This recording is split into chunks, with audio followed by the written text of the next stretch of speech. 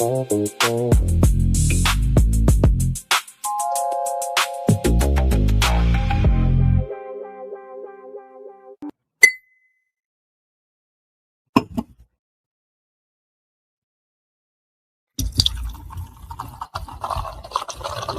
Layer's a hard place to live. Real hard. Ain't no soft landing nowhere in here. Smiling at you like it already know your name, already in the room when you walk in. That's the slings and arrows, you don't hear them fly, you just feel that sting and wonder where it came from. Whole layer wrapped in dark mystery. Old magic in the walls. Wizards whispering deals they don't keep. Dragons watching from the shadows, counting bodies like loose change. Succubus love looks sweet at first, then you wake up lighter than you went to sleep. Heart tax, soul pawn. It's war out here. Quiet war. Betrayal wear silk and smile real nice. Same cats break bread with you. Be the one selling your name 2 streets over. This whole thing a stone cold trip, baby. No fair fights, no refunds. So whatever shield you walk around with, it better be battle tested. Not shiny. Not shiny. Not fresh out the armory, I'm talking chipped paint. Bent edges. Blood you couldn't wash off even if you tried. Cause the Layer don't care how fly you look in your armor. They care what's still holding when the smoke drifts off. If you still here tomorrow, still breathing, still standing on your square, then yeah, you's a bad mother. Shut your mouth.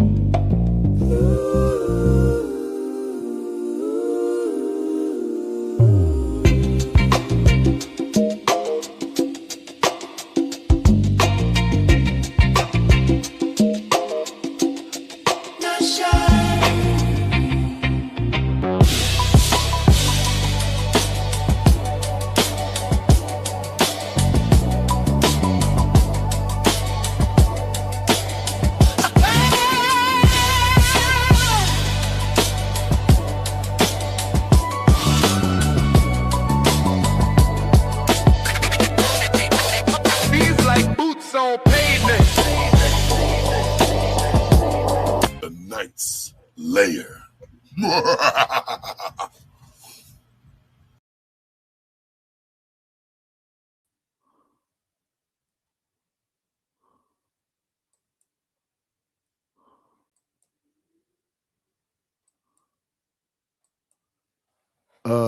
We bike. We in the building. We finna have a conversation right now. A serious conversation. But we want to have a little bit of levity to it. This conversation we about to have is what makes a savage. That's what we about to talk about.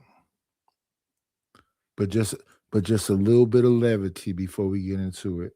I got a little bitty clip I want to show y'all.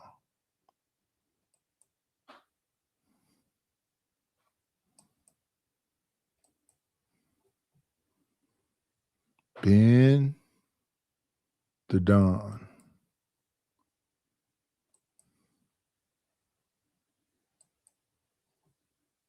A young lady said, I was going to show you my kitty. Well, I just want to ask you a quick question. No, show me. You got a kitty? Did you want to see it? If you're going to show it, I'll look at it. You seen your hidden? Oh, you mean an actual cat? Yeah. Girl, I was gonna say we moving fast. Woo, shit. You so crazy. Look at all that ass on that girl talking about she want to show him her kitty. She meant a literal cat, a kitten. Yeah. Okay. Well, you got 2 of them?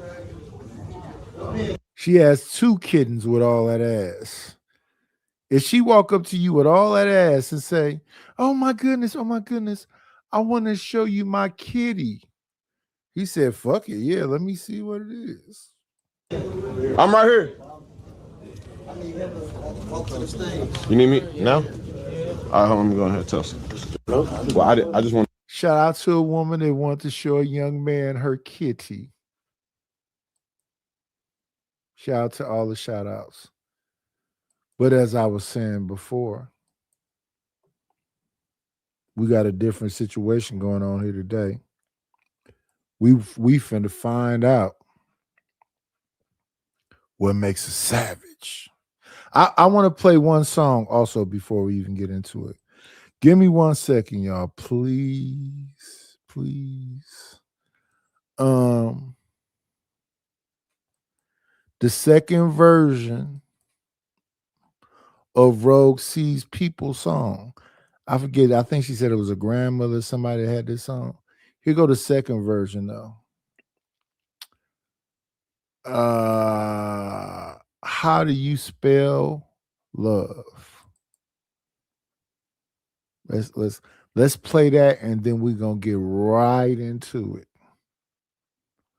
Give me 1.27 seconds. This is the second version. We played the first version earlier today. I don't know what the response actually was, but Rogue was here to hear. Here's the second version.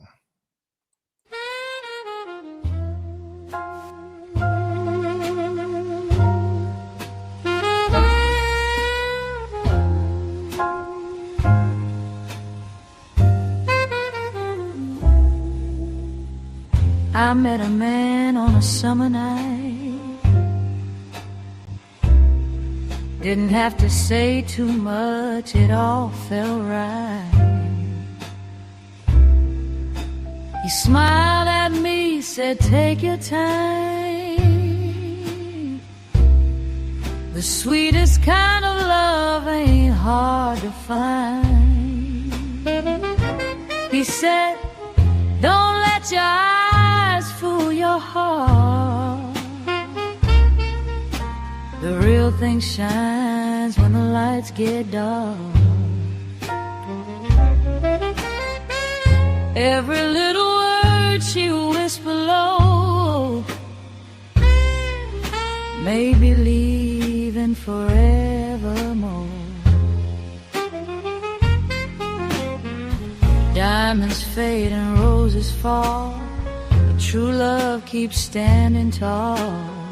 When the world keeps changing every day, your heart always knows the way. How do you spell love? I always let it get right there.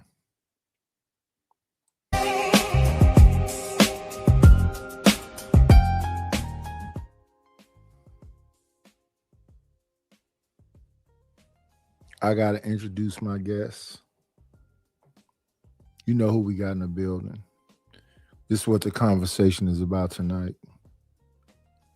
How did you become a savage? Let's introduce Savage in the building.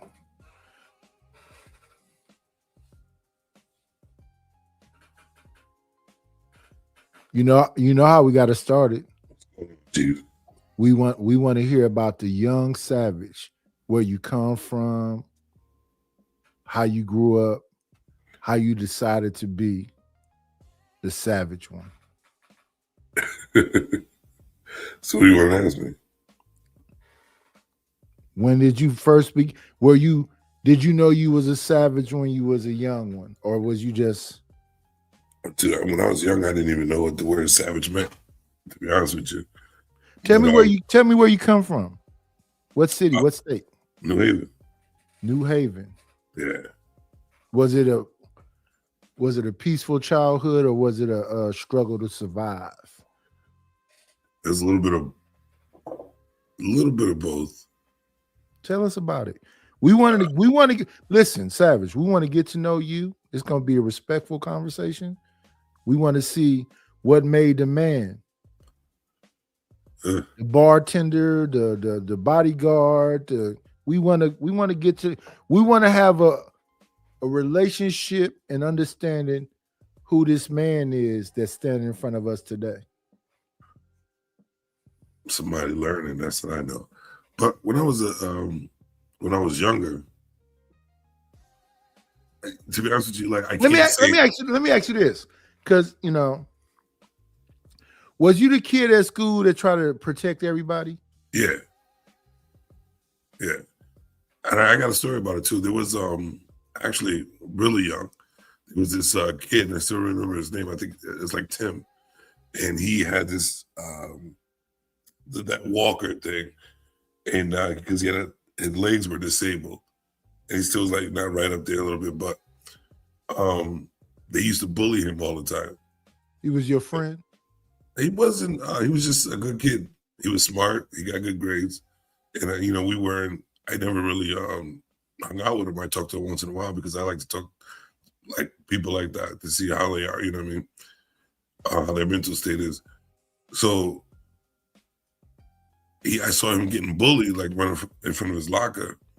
And me, I was always like the big kid and the athlete. So I went up to the guys that were bullying on him, yoked them up on the lockers. I said, "How would you like somebody to do that shit to you?" And they looked at me and they were scared, whatever, like that. So they went on their way. I was like, "Dog, don't ever let anybody bully you like that. No matter what it takes, just do something. Just do anything to let them know that you ain't one to fuck with." So I ended up going back to class, and I get a call on the intercom saying me come down to the principal's office. I'm like, I ain't do shit. I was a class clown too, but I probably did some shit. But I got called down there, and they praised me when I got there because he went down there and told the principal. And they're like, "Thank you so much for helping that boy out because they bully him every day." I said, "I guarantee they ain't gonna bully him no more." And that was the end of that. And she said they didn't. So that was my first batch. What grade was that? That was in elementary school.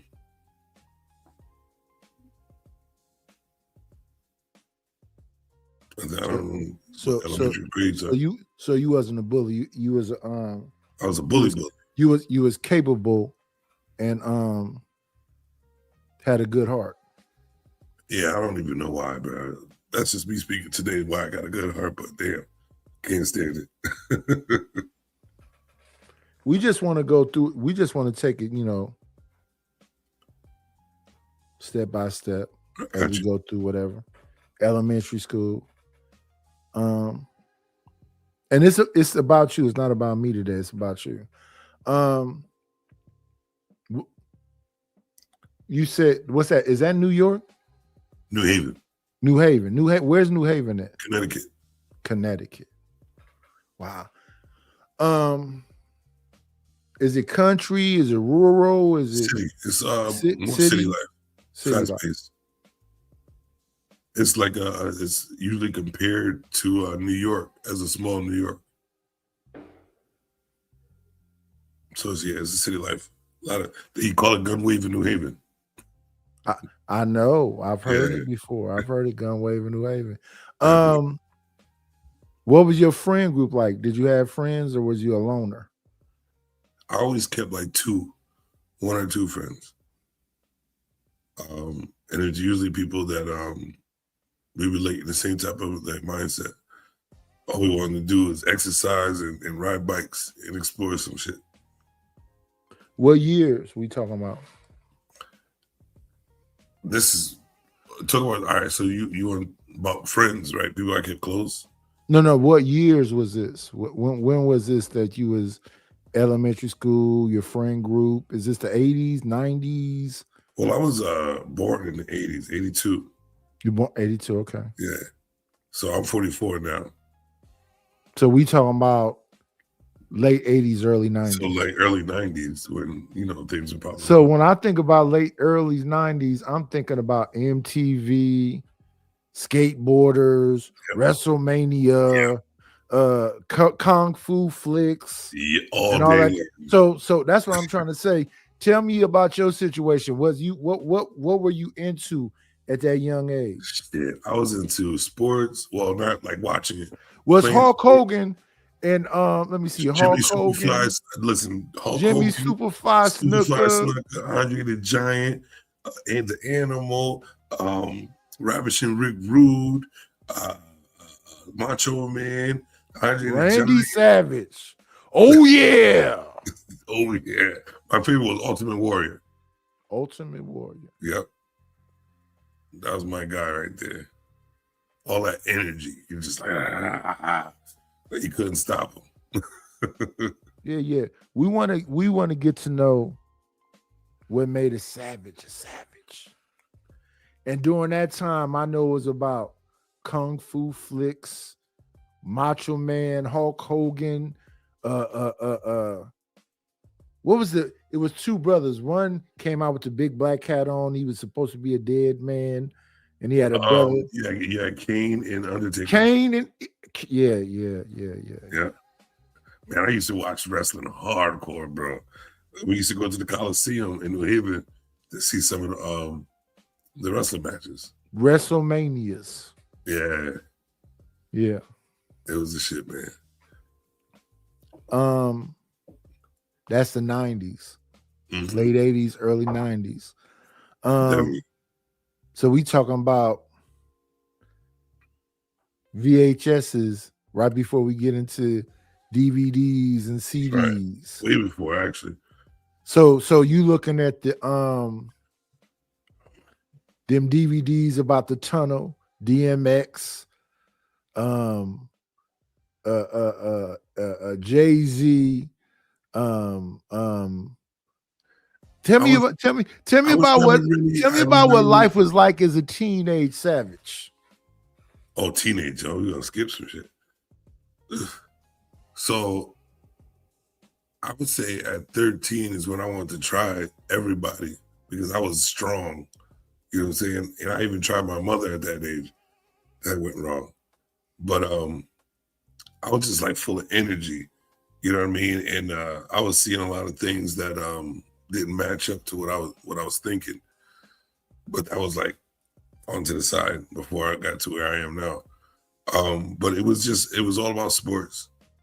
Like I was all into sports, hardcore. I played basketball, I did football. What was the family dynamic like? I come from a single mother home. My father was around, but he wasn't really there. What was your family dynamic like? Well, did you have a strong man in your life that gave you some guidance, or did you have to figure it out on your own? I basically had to figure it out on my own. I mean, like, yeah, my whole life. My father, I remember, like, what's crazy is that I got like mad memories of spending time with him, what he's like, how he looks, and stuff like that. But I knew, and like, when you go through a lot of shit on my behalf, me going through a lot of shit, there's been a lot of memories that have been suppressed of my childhood. And like sometimes I'll have like I'll be excited and I have a thought and I remember, but I like kind of don't know how to place it, you know what I mean? But I remember I went through that. Like I remember like a three-wheeler, he took me to a garage to find, and that was like my most favorite thing to do was like ride on that four-wheeler. It was a Smurf. You know what I'm saying? I remember that from my father. I remember he looked like Luther Vandross. I remember he worked out all the time. He's the one that put me onto the banana and peanut butter sandwiches. Yeah. And he was smooth talker. You know, and I didn't know that now until like I really like went back and listened to the things I've heard from him. But he really wasn't around for long. But he was cool. He was cool to you. You can look up to him. Knowing what I know now, yes. Definitely a person to look up to. But as a kid, I didn't know none of that. You know what I'm saying? Like that wasn't even on my mind. Because even when he because I believe he was forced away. And I do like remember like most of the story that happened, which I'm not gonna even say about because it's a personal joint. But I do remember, but I know my father, like I could feel my father, you know, he's that type of person. And later on, learning who he is, he's definitely not, and it definitely wasn't that. And she just, like, I know I love my mother to death, but she kind of put in my head that he was a bad guy. Mm. And then like I really didn't even develop a time to want to, like, I felt it wanting to talk to him, but never had like the guidance to be like, go reach out to your dad, or you know what I mean, see what he's up to, shit like that. You know what I remember about the 80s, late 90s? Let me see if you fuck with this. Mini bikes and mopeds. It wasn't allowed. You couldn't mess with them? We didn't have that money. Mini bikes, mopeds, skateboards. I had a skateboard. Roller skates. Ninja Turtle skateboard. I had and I always had a bike. I was always on a bike. Did you get a? This is what we used to do, 80s, 90s. We used to have a frame. You had to go get you some wheels, get you some handlebars, get you a seat. You piece a bike together. Right, all the time. Yeah, you piece a bike together. The master piece of bikes together, bro. You wanted to have the monkey grips for the handlebars. Had old tools, mad tools, broken, rusted, whatever. But I would go through that and use them to fix them bikes up. For real. I used to fix everybody's bike. They come by like, yo, what could you add to my bike? A big wheel in the back. Let me get that. Yeah. Yeah. The teenage years. Were they fun? Fun. What do you consider fun? Exploration, messing with girls, hanging with your partners, fighting. I love you know fun. what we used to do? We used to go, like I said this the other day. We used to go to like other people's picnics and get ribs and macaroni and cheese and be in somebody else's stuff. We used to go in apartments. Somebody opened up the gate. We swim in a swimming pool. We used to jump off the apartment buildings on mattresses and stuff and do flips, and you know what I'm saying. I was very agile. I used to do backflips. I was like, for real. I used to do backflips, front tucks to a backflip off the bench, like off a bleacher bench. I was so agile, and I was like so athletic back in the day, man. I mean, nothing could stop me back then, but a little different now. like when we was young, we had the all metal playground. You had the monkey bars, the ring, what you play on? tether ball. Yep. You know what I'm saying? Play football on the asphalt on them hot ass days. Hot. You cannot sit on them joints. You're gonna burn yourself. You're gonna burn yourself. Oh yeah, I got plenty marks doing that dumbass shit. But yeah, I did track, I did baseball, I did football, basketball. I even did gymnastics when I was young. I tried to do everything to keep my body like for real. That was on my mother. Fun though? Was it fun though? Yeah, at the time, yeah. I remember back in them days, if I personalize it, we used to go to McClymonds swimming. And you know, Charlie Wilson was in the Gap Band. They had what's that song? You got me humping day and night, baby. Keep running in and out of my life.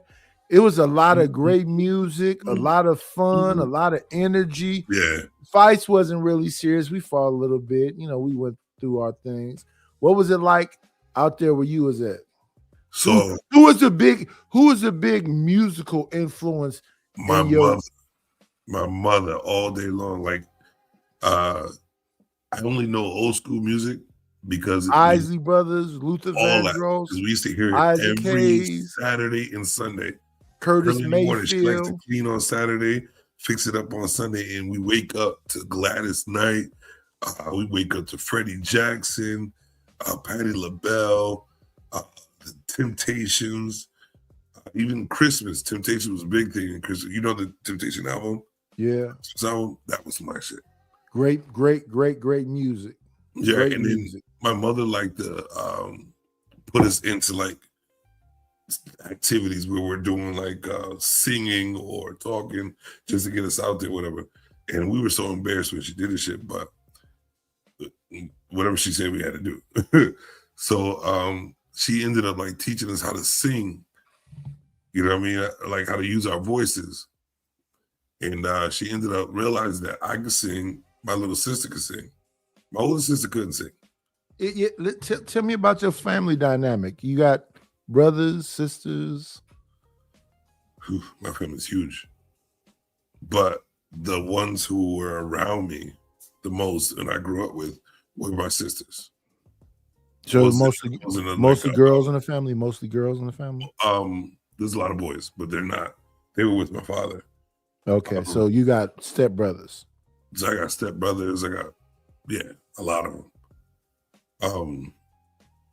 But the ones I was with and grew up with was my two sisters and my mother, most of my life.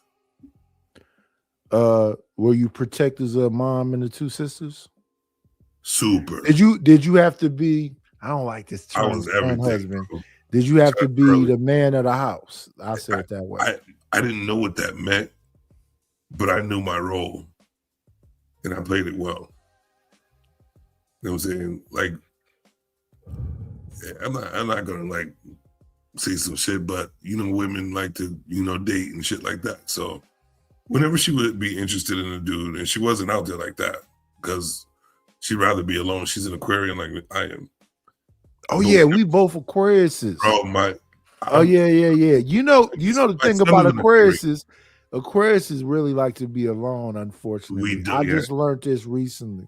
You said mom and you was both Aquariuses? We were born on the 25th. Both of us got the same birthday. Oh shit. Remember that shit? Yeah. We got the same birthday. Yeah. Damn. And guess what? My son birthday is 2 days after mine. 27th? Yep. My mother's an Aquarian, a February Aquarian. People I kind of surround myself with that I'm like real close friends, they're all Aquarians. You adore them. I keep the Aquarians around me, bro. That's like, we're like a gang because we can understand each other. We don't even got to talk. Yeah. You know what it is, that is. Yeah. Like even like that whack ass little beef people saying that we have, that shit was comedy. That shit was just having fun. Yeah. That's we know what it is. You know what? It's a lot of similarities between me, you, and my youngest. Yeah. My youngest used to defend everybody at school and he a football player, went into the Marines. He just had a daughter about a year ago. In school, I used to be around everybody. I didn't really have no I'd be around the white kids and Mexican kids and white kids, Cambodian, Laotian, like Vietnamese. You just like relate to everybody. Yeah. That was me too. Yeah, and then see, when you tell me that, and then I hear you was a bartender, and then you was a security for so you really a people person. I can adapt. No. You really love people. I love people. I do, but I don't have the patience for a lot of them. So I have to adapt. That's that Aquarius thing. Facts. I don't have the patience. So, like I make sure I know my surroundings and I always protect where I'm going to go and where not to go. Sometimes I like to be a fool because I like, I drink. So when I'm on that Hennessy, everybody's going down. Oh, not no dark liquor. You gotta get with the clear, brother. Yeah, trust me. I've been with the clear for a long time because anything I've been through that's wild, Hennessy. Trust me. I was a wild boy back in the day. Hennessy was almost every day. So that's the teen years. Yeah. When you start coming into your own and you become a man, 20, 21, 22, what's life like then? Well, there's a big part from 13 to my 21 that affected me to the point where everything was always hard. Like everything was always like I had to question this. So it was like early. Even when I went to college for half the year, I was not. I didn't know who the fuck I was anymore. You know what I'm saying? Because I was missing. Did you have any mentors? Nah. No. Okay. No, there was. So let me give you an example of the part that I missed. My mother passed at the age of 16. And she was the one that pretty much was the full hands-on holder of who we are. And we knew it was going to happen because she was like dying from cancer or whatever like that. Mm. So we knew it was going to happen, but it happened so suddenly. So you were 16 when it happened? Mm-hmm. You were 16 when it happened? Yeah. Mm. Yeah, it happened so like suddenly. It was like, what the fuck? So we to be honest with you, all our lives we've been taught how to survive and be actually older than we were.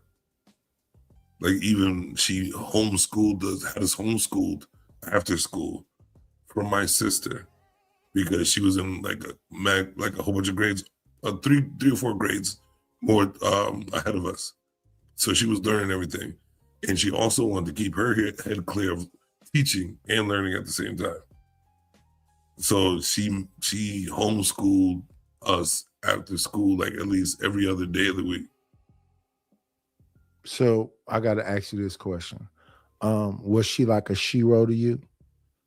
You know, a lot of times us as Black men, we don't have a lot of heroes. There's not a lot of dudes that we can look at and praise, but we definitely can look up to our moms as being brave and dealing with stuff that we probably can't even deal with, and showed us an example to make us stronger men. Bro, when I tell you, like it may even look like even seen weak on like a face of mine or even in my body language. It ain't even that. It's nothing to do with weak no more because I've watched this woman go through so much, bro. Because we were with her 24/7. Or if if she wasn't working, that was the only time we was home waiting for her to get home so we could be with her. Because we was a tight clique. You know what I mean? Because a lot of things happened in our lives. So yeah. I really don't know what that shero means. I would like to know more of a meaning of that, but a hero is Superman. I would call it Iron Man. To me, in my life, the strongest person in my life was always my mother, because she was a woman, and the thing she had to deal. The only tattoo I got on my body is my mama name. Right arm, right here. My mama name, Essie. Yes, because when I think about all the shit that she, and the reason why I say this is because as a man, we supposed to be able to deal with trials and tribulations, but the shit that woman went through, fuck Hanna-Barbera and the cartoons and whatever else. The stuff that my mother went to, my mother was born in the 40s. She was around when the small mustache dude was a big deal. Wow. The shit she had to go through, I'm pussy in comparison. Well, I can't say that about me, but I can say that I know she's strong as shit from what I've seen. Like for her to be in the middle of something and then have the eye contact and body language to tell me something not to do while she's in the middle of some shit, that's strength too. It's like I can tell you stories, Danish, what my mother's been through, and you'd be like, that's a soldier for real.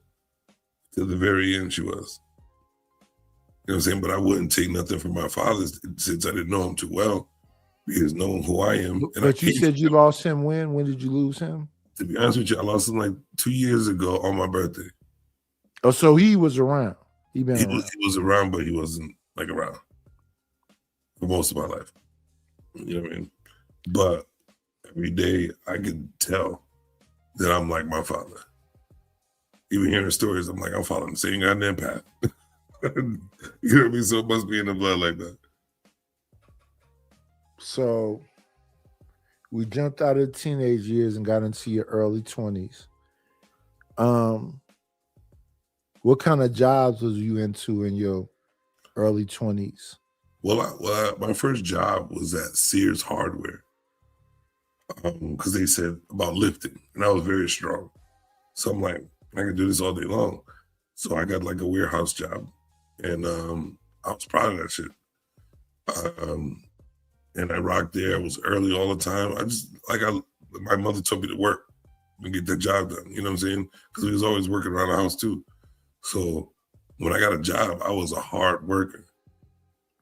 So you said you had sisters. Your sister was still around? Yeah, they would work. They was put to work too. We all had that structure. You know what I'm saying? Did y'all live together? Huh? Did y'all live together? Yeah. It was me, my two sisters, and my mother. Okay. Every day. All day. Fucking emotions. All day. Were you well rested? Or was it just Yes. pressure? The younger I was, the better it was to live. When you start realizing things that I think it was like 9, it was still good. It was still good living, but then you start to watch your mother struggle, and you try to wonder what that is. You know what I'm saying? Because you're a kid, you want like, well, I got this already, so I can get what I want type shit. I knew what it was to be spoiled at the very beginning, but I didn't was know that pressure on you though? Was that pressure on you though? Because I remember being young and not being able to do a lot for my mother and feeling some kind of way about it. Being young and feeling like your mother's going through something because y'all, it's just her and y'all. Did you feel some kind of way that you had to do a little bit more, work a little bit harder?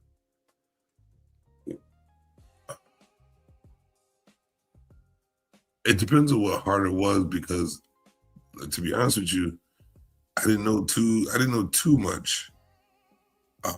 Because she tried her best to spoil me as I was young because I was into sports. And I was one of those guys that could have made it professional if I really went into it. You know what I mean? Like if I really, really got into it. So she kind of spoiled me. And for her to spoil me, I was paying more attention to her. So I would know when she's upset or something like that. So my natural instinct was to protect my mother no matter what. So you felt loved. Yeah, definitely. All the love in the world. Yeah. All the love. Even when she was pissed at me, I felt all the love. I think a lot of people don't experience that. They don't get that feeling. That's a beautiful thing that, you had that relationship with your mother. But it's a different era. What I see now, they don't even know how to even develop that.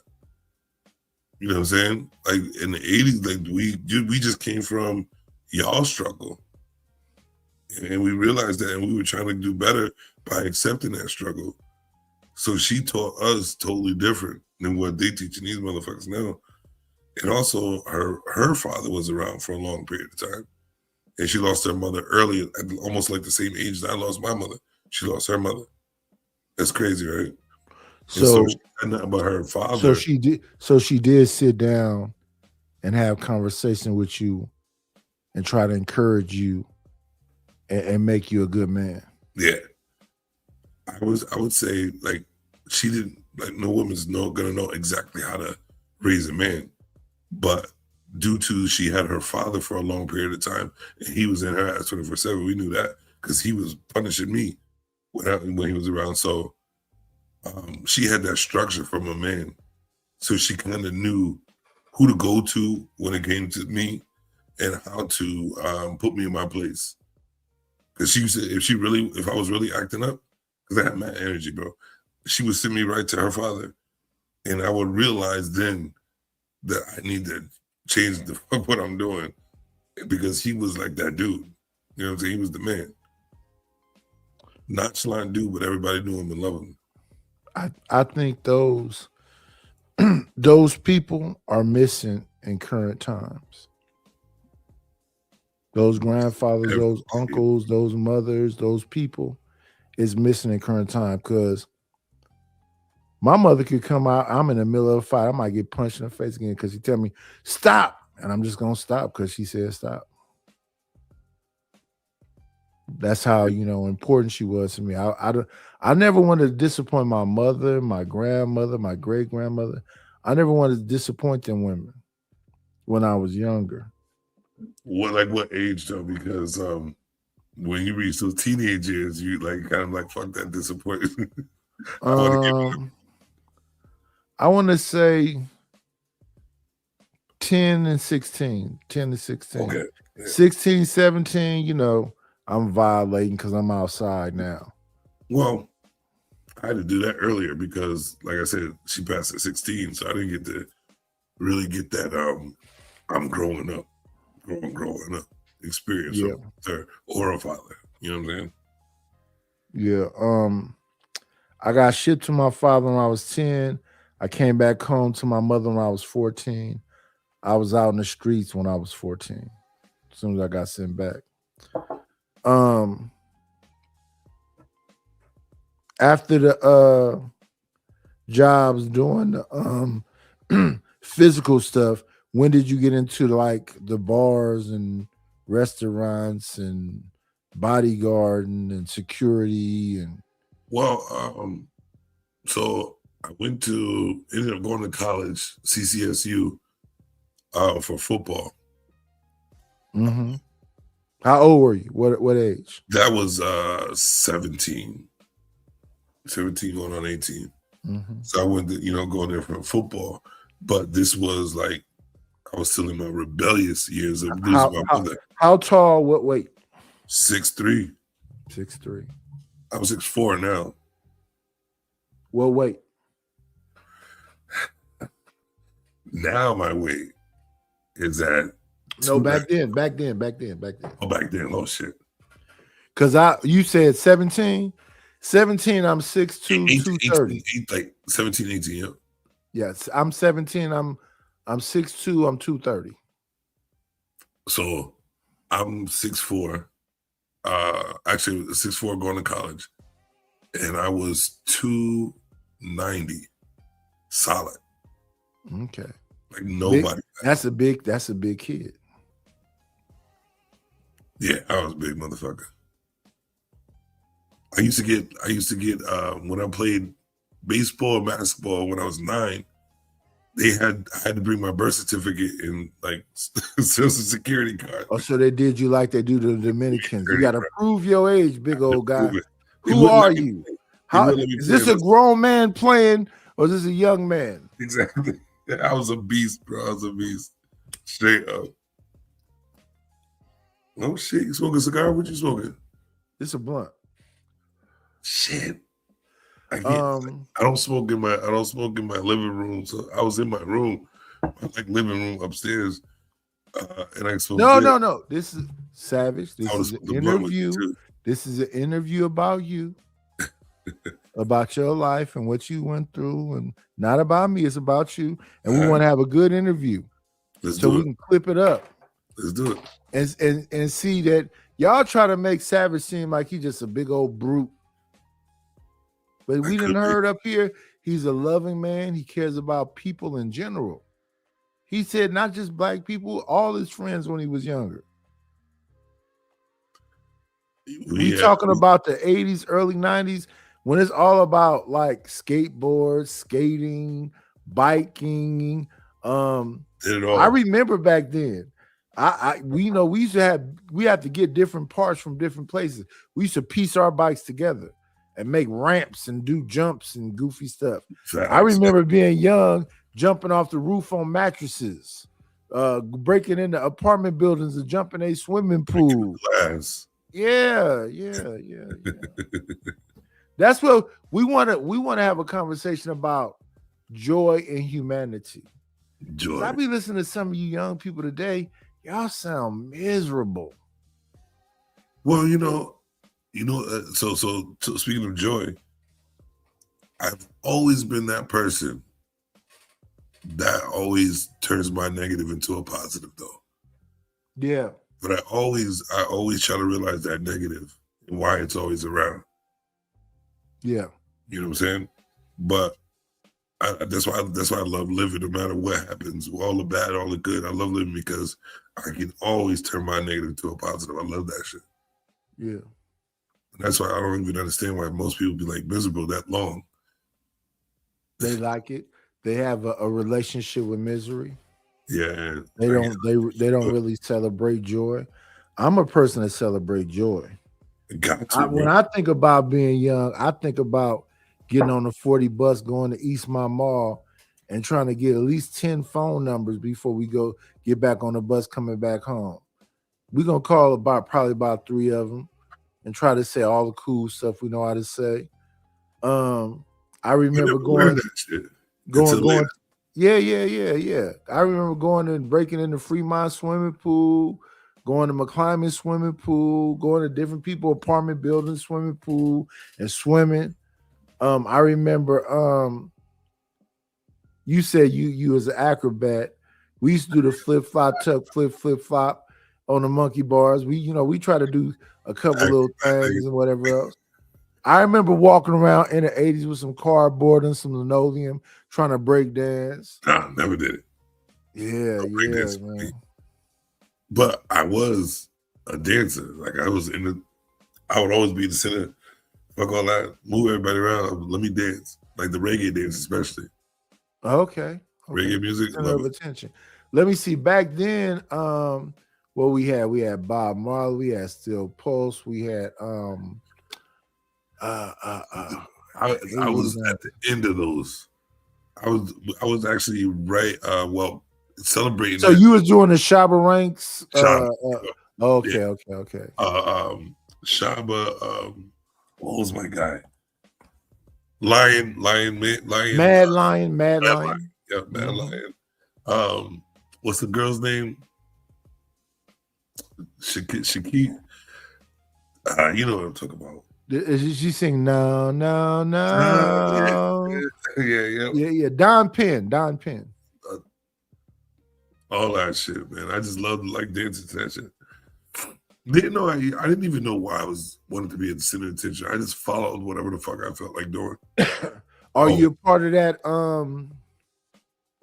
Yo MTV Rap, MTV generation? Ed Lover. Yeah. And Dr. Dre. Rap City with Big Tigger. Tig in the Basement. Yeah, Tig in the Basement. I used to I was at the cassette tapes, bro. When you have to like be on the radio, if you wanted to record, you had to wait for that song and then hit it at the right time. I waited all night, right? I mean like 4 or 5 hours for a KRS-One song. Yeah. It was Step into my world all night. That is him sampling Deborah Harry. Deborah Harry is called Blondie. Blondie? And Blondie. Step into the world. He sampled Blondie on that one. Nice. Okay, he did a great job with that because that was one of my favorites. My before stepping to a world, my favorite KRS-One song was called My Philosophy. You? My Philosophy. Never heard it. That's KRS-One. Okay. Well, he was always on that shit.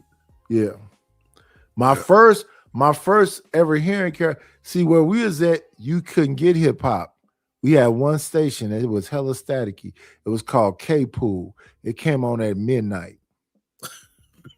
You had to wait till midnight to hear K-Pool, and you had about 3 or 4 hours of it, and then it was gone. See, we had 97.1 we were trying to get in. That's where all the real hip hop music was. That's why I first heard Slick Rick, KRS-One, Run DMC, Grandmaster Flash and Melly Mel. BD. Who else was it? Curtis Blow, Houdini. Yeah, all that. So it was Friends. Right. How many of us have them? It was I heard all those songs though when I was younger. One Love. It was what was the one with all those people? Self-Destruction. Self-Destruction. Yeah. That was my joy. Yeah, I was grown when Self-Destruction came out. That's what I'm saying. It's two different times. Right? Remember, you like 20 years older than me? No, you was born in 82? Yeah, 44. Okay, yeah, I was born in 70. 12 years. Yeah, bum. Before they heard, I didn't hear that until I was grown either. That's McDonald's. When I was younger, what we had was Benny Hill, Monty Python.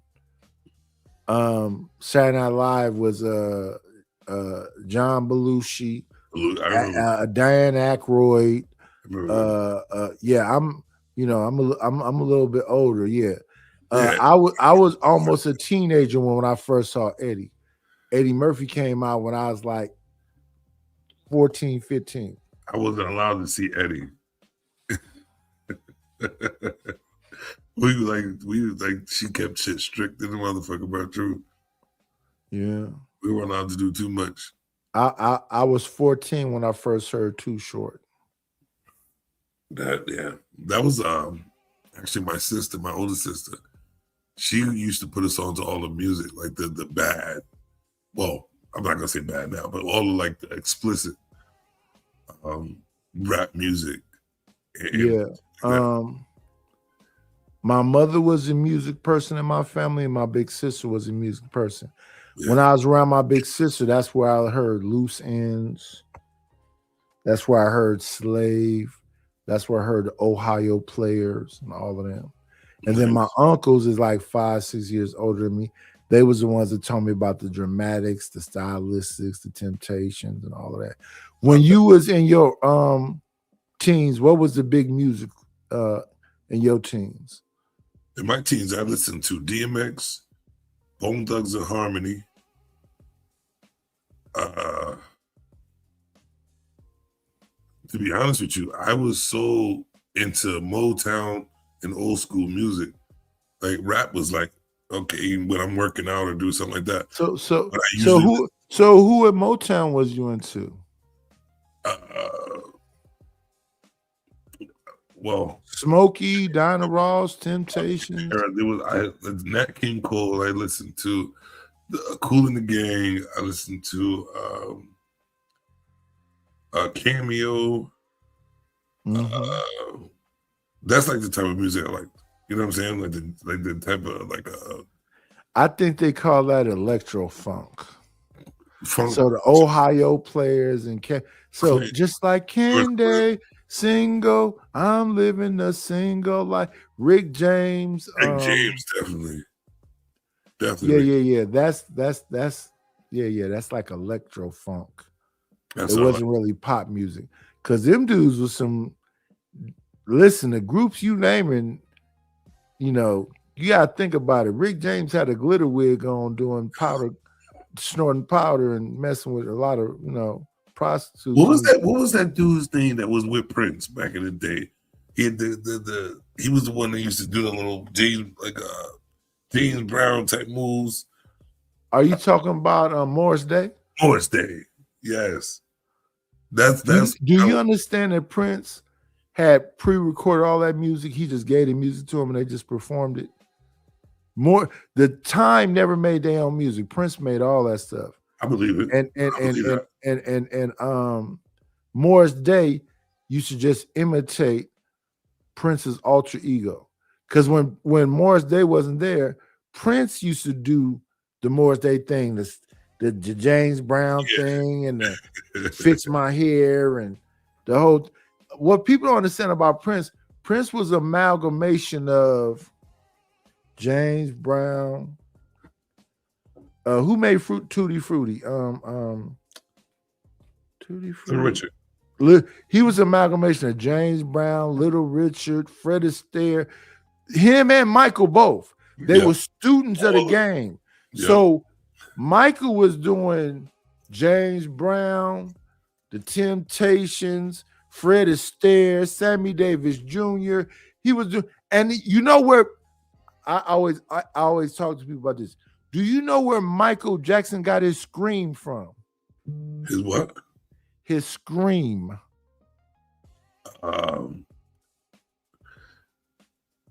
When I tell you, I need you to think about this. Michael Jackson got Michael Jackson got his scream from James Ingram. James Ingram, really? Yeah, because Michael Jackson used to be with Quincy Jones. This is Yes. James Ingram scream. This is how I go. Woo-hoo! Michael stole that from James Ingram. Wow. That's some good knowledge right there. If you go listen to James Ingram with Patti LaBelle, James Ingram, listen to him scream and then go listen to Michael scream. It's the same one. Was there any proof? Listen to James Ingram. Did they say he got it from him? Or Michael said it. Michael said it. Michael said that he was a student of everybody. So Michael said he got his dance move from Jim Kelly singing in the rain, Fred Astaire, Elvis Presley, James Brown. Yep. He named all the people that influenced him. He said he was a student of everybody. I believe it. That's a good. And that's what made him so special, because he was a little bit of this, a little bit of that, a little bit of this, a little bit of that. Same thing with Prince. Prince was a little James Brown, a little bit of James. I just said his name. James Richard. Brown, Little Richard. You know who one of Prince's favorites is? Drake's uncle, Larry Graham. Ooh, Larry Graham, and he said he messed with Sly Stone. That's a milestone. So Sly Stone, Larry Graham, James Brown. Prince was a bad motherfucker, man. Yes. You know, the day changed when he passed. I mean, like, I felt like it was bright clouds, but it felt like the clouds were dark when he passed on some real shit. Like, that man, even at my era, when he was way before me, his impact was strong as shit. Strong as shit, bro. Both of them. Both Michael and Prince. James Brown too, Otis Redding.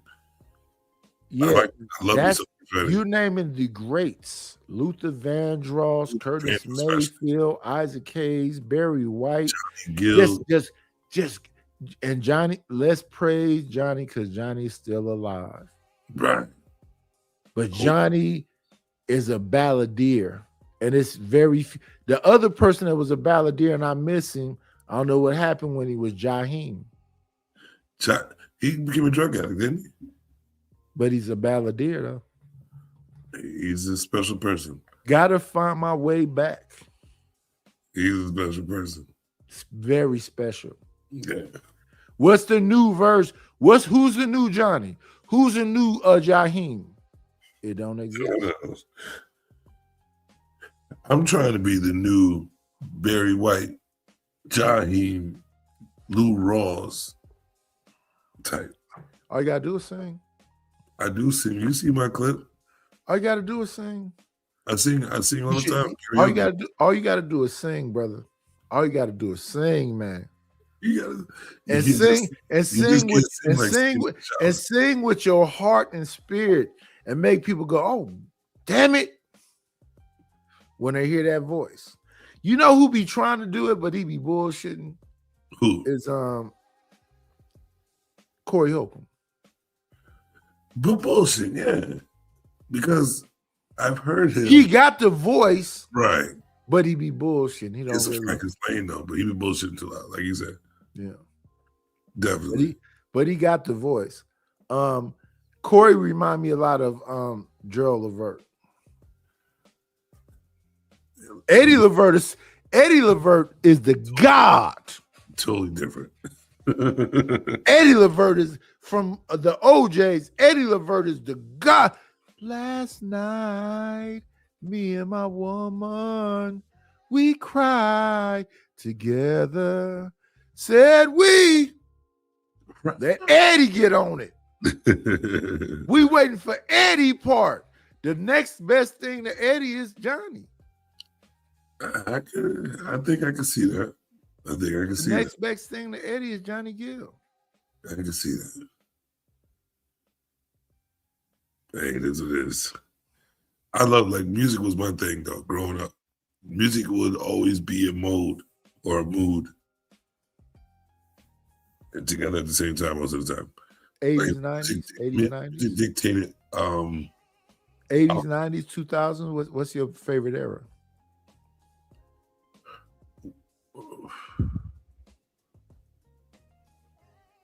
I gotta give it, like, I understand the 80s, but I was like mostly in the 90s because I was born in 82. And I didn't understand things till the 90s. So I was a 90s baby. You ever heard of The Deal?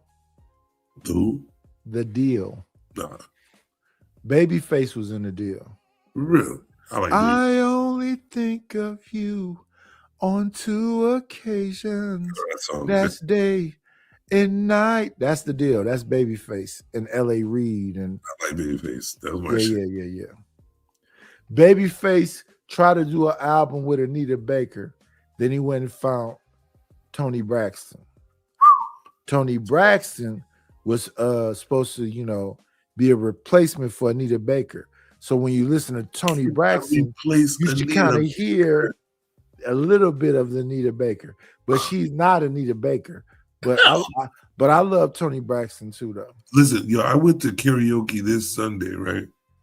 And it was a lady, gorgeous fucking voice, bro. Sound just like Stephanie Mills. I mean, it had me standing in the middle clapping while she was singing. Her voice was phenomenal. I come around doing karaoke everywhere. I come across singers, bro. I mean, like phenomenal singers that not even recognize. It's insane. They need a voice. They need to start a page. They need that channel. Right. Somebody got to, get them and put them in position. Well, because it's very rare to see raw talent. Well, here's the thing, right? Since this, you said the interviews about me. One of my major goals, thus the reason why my YouTube channel is called Savage Entertainment .com, and the com is Code of Men, right? I want to make fun of the whole situation and make it my way, like I always do. But I want to build an umbrella that every bit of entertainment is under my umbrella. That's why I called it Savage Entertainment. I want catering, I want DJing, I want shows, I want all of it because it's all entertainment. You know what I'm saying? So are you gonna give them a platform to let us hear them women? Huh? You gonna give us a platform to let us hear them women? Say the last part. Are you gonna provide a platform to let us see them women? That's a part of entertainment as well. Yeah. And that's the power, that you have to put them on here and let us hear them. What I basically how I live is that anything I put my time and effort into, I make a part of who I am. I understand. You know what I'm saying? Like I could be 1,000 different people. Oh shit. Duets. Who? Duets. What about it? She sang, you sang, like Teddy and Stephanie Mills.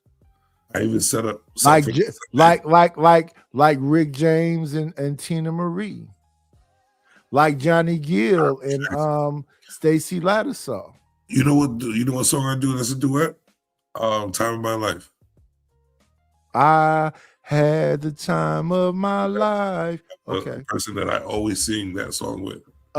What's the song with what's my dude name? What's the song with Peabo Bryson? And I know who you're talking about. What's that song? Beautiful. That's a beautiful song. It's from a cartoon, cartoon movie.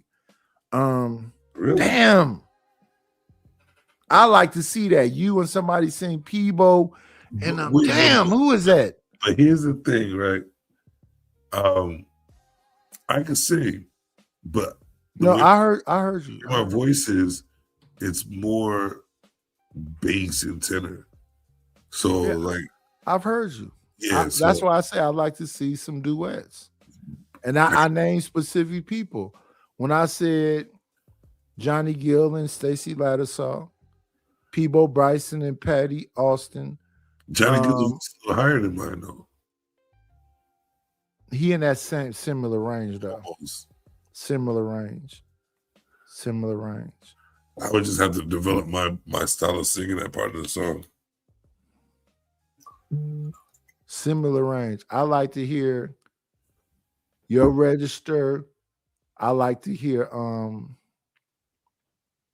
Michael McDonald and Patti LaBelle. Patti LaBelle, bro. Oh. What's the damn song? So many promises never should be spoken. I like his voice too, bro. Yeah. I like to see you sing that Michael McDonald and Patti LaBelle song. Now we're sitting down anymore, and we weren't even married. On my own. I like to hear you sing On My Own with somebody. Once again. Yeah. Yeah, that shit. Yeah. That's my job. It's another one. What's that other fucking song? It's On My Own. I like to hear you sing with somebody. And you know who I also like to do? What's the dude name? Nat King Cole and his daughter. Unforgettable. Oh, Unforgettable. That's how we say that one. Actually, I'm doing that next week. Natalie Cole and Nat King Cole. Yeah. Unforgettable is a beautiful. But I rather hear On My Own. And it's another one. It's Patti LaBelle again and Jeffrey Osborne. That's a good one. I forget the name of that damn song though. It's another one I like to hear you sing. It's Teddy and Stephanie Mills. Two Hearts. Two Hearts are always. I like to hear you do that one. I gotta practice that shit for a minute. No, I think you can handle it. And them songs, in all them songs, the real issue is the women. Can a woman sing like Patty? Can a woman sing like Stephanie? Can a woman sing like Patty Austin? Ooh, I don't know how you got the easy work. You got the easy work as the man. Rochelle Farrell and Will Downing. Oh yeah, they did Anita Baker. They did Anita Baker's song. What did the song? What was the name of the song?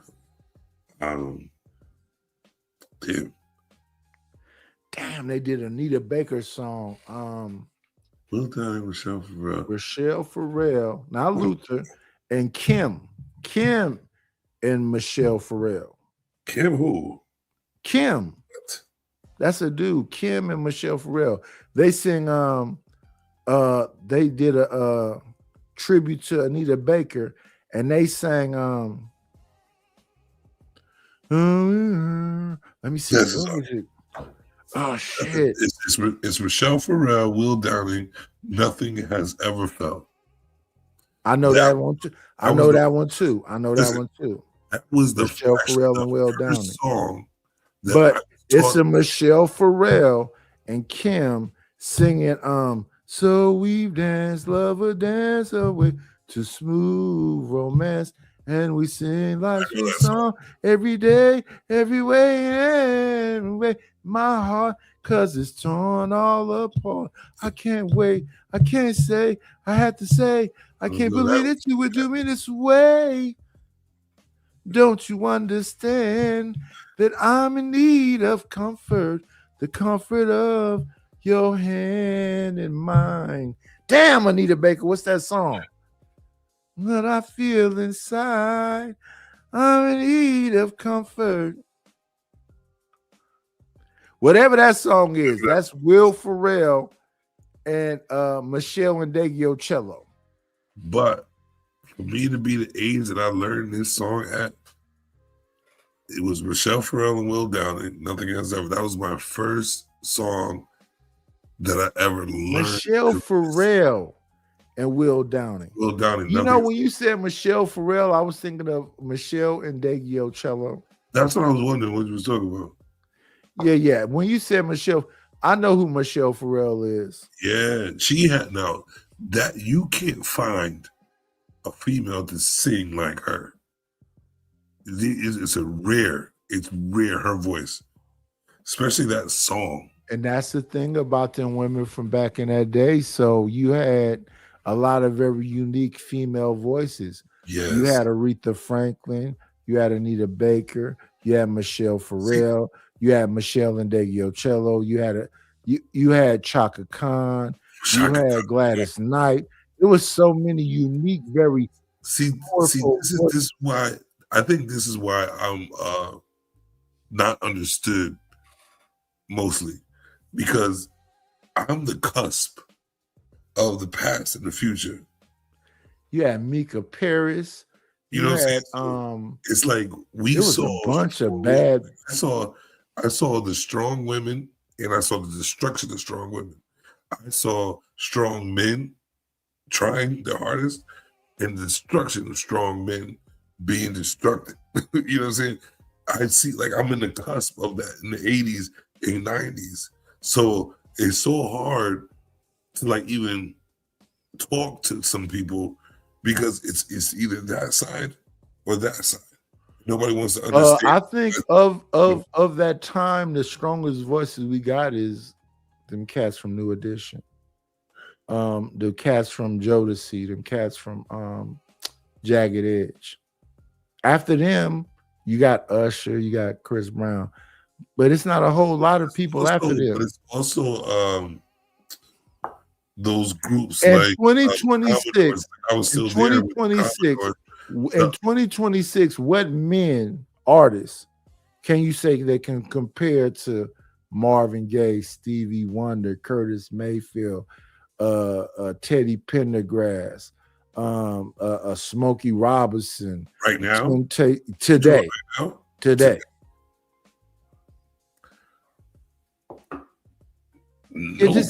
Just say nobody. That's good. Nobody. Well, I'm trying to like, because there are decent singers out there right now, but comparison, the thing about it is like we knew the feeling and how it felt when those dudes sung like Teddy Pendergrass. We knew that feeling. Yeah. Now people are so like in their feelings and not knowing how to control their feelings that they just hear anything and it's what it is. You know what I'm saying? I guarantee they're not even listening to the music or don't even know how it's presented or the situation that they're even talking about. Yeah. This fuck hoes, and fuck hoes. Bridget, I love you, but Frankie Beverly is old school. We said nowadays, Frankie Beverly fits in there. It's old school, yeah. Jeffrey Osborne fits in there. Philip Bailey fits in there. Charlie Wilson fits in there. Charlie. All of them is all old school. And they still one of them ones today. I said, who's the new person? The only one that is so close to being talented enough, and it's crazy. You might go against it, but the only one that's talented enough to bring back all those genres and all those voices, I would think Chris Brown. Yeah, Chris is a unique individual. He's a unique individual, definitely. He's very special. And to be honest with you, he's the only one. The only that could like to pull it off. The only one that can pull it off. He the only one. I like Jeremiah.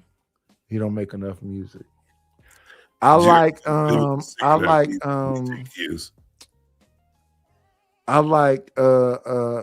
Dream. Stop disappearing, brother. Make some music. They're not real singers though. No, but I'm saying current time, I like them. I like some of their music. I don't like them. Like, but I didn't even pay attention to Jay-Z like that. I'm not saying that one of them niggas is Marvin Gaye. I'm not saying that. I'm not saying not one of them is Prince. I'm not saying that. I'm not saying not one of them is Jeffrey Osborne or Luther Vandross or Freddie Jackson or I'm not saying they none of them. That was a an era of just geniuses. Freddie Jackson, Prince, Michael Jackson, Curtis Mayfield, Smokey Robinson, Rick James. It just Charlie Wilson, Ronald Isley, Michael, the Earth, Wind, and Fire. It's just so many voices, Beautiful voice. harmonizing, Facts. music that they used to call that music when I was younger escapism music. It take you to another place when you sit down and close your eyes and listen to it. Yep. Now look at this. And, We having a beautiful conversation up here, and then my daughter come in. y'all be wilding me. I don't even know what the. So We talking about the beauty of youth, Stan She. so let me We tell you, we so I used listen. to We done practice said in the Barry drum. White. We done said Isaac Hayes. We done said Curtis Mayfield. We done said Mount. And this is what you. I'm gonna be honest. I'm gonna ignore you. I'm gonna ignore you, Stan She. I'm gonna be honest with you, right?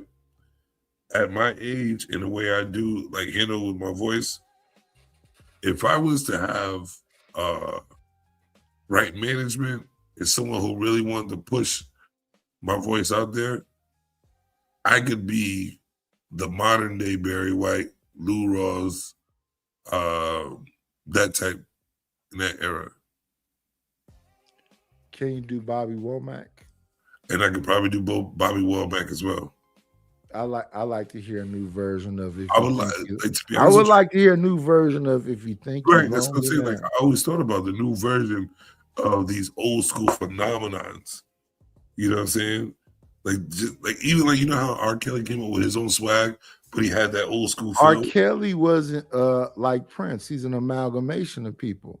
So That's he was what I'm singing saying. certain songs. So He could for a adapt. minute he was mimicking when before he got locked up, he was mimicking what's my dude name? Got shot by the manager of a hotel. The one who sings, I was born by the river. Sam Cooke. Sam Cooke, yep. R. Kelly was doing Sam Cooke before he got locked up. But his lyrics were like so like modern and Yeah. up to date. Modern lyrics, but he was imitating school. Sam Cooke for a minute. He was imitating Charlie Wilson for a Yeah. minute. He was I like the imitating. people. He's another person who can imitate. I would compare R. Kelly to Drake. Nah. Drake can do your style better than you can do it. No. Every time he did a song with somebody, he Right. did their style better than them. Drake is like how Floyd Mayweather is right now. How you know the game, you could. I'm going straight by these rules because this is boxing. So if you turn your face, I can punch you in the face. The cheat code type shit. It's two versions of Floyd, though. Well, this is the version. The I'm first talking about. version of Floyd Drake was is the same way. the first He was- version of Floyd was Pretty Boy Floyd. Then when his hands got messed up, he turned into Money Team Floyd. Right, and Money Team turned into Phony Team.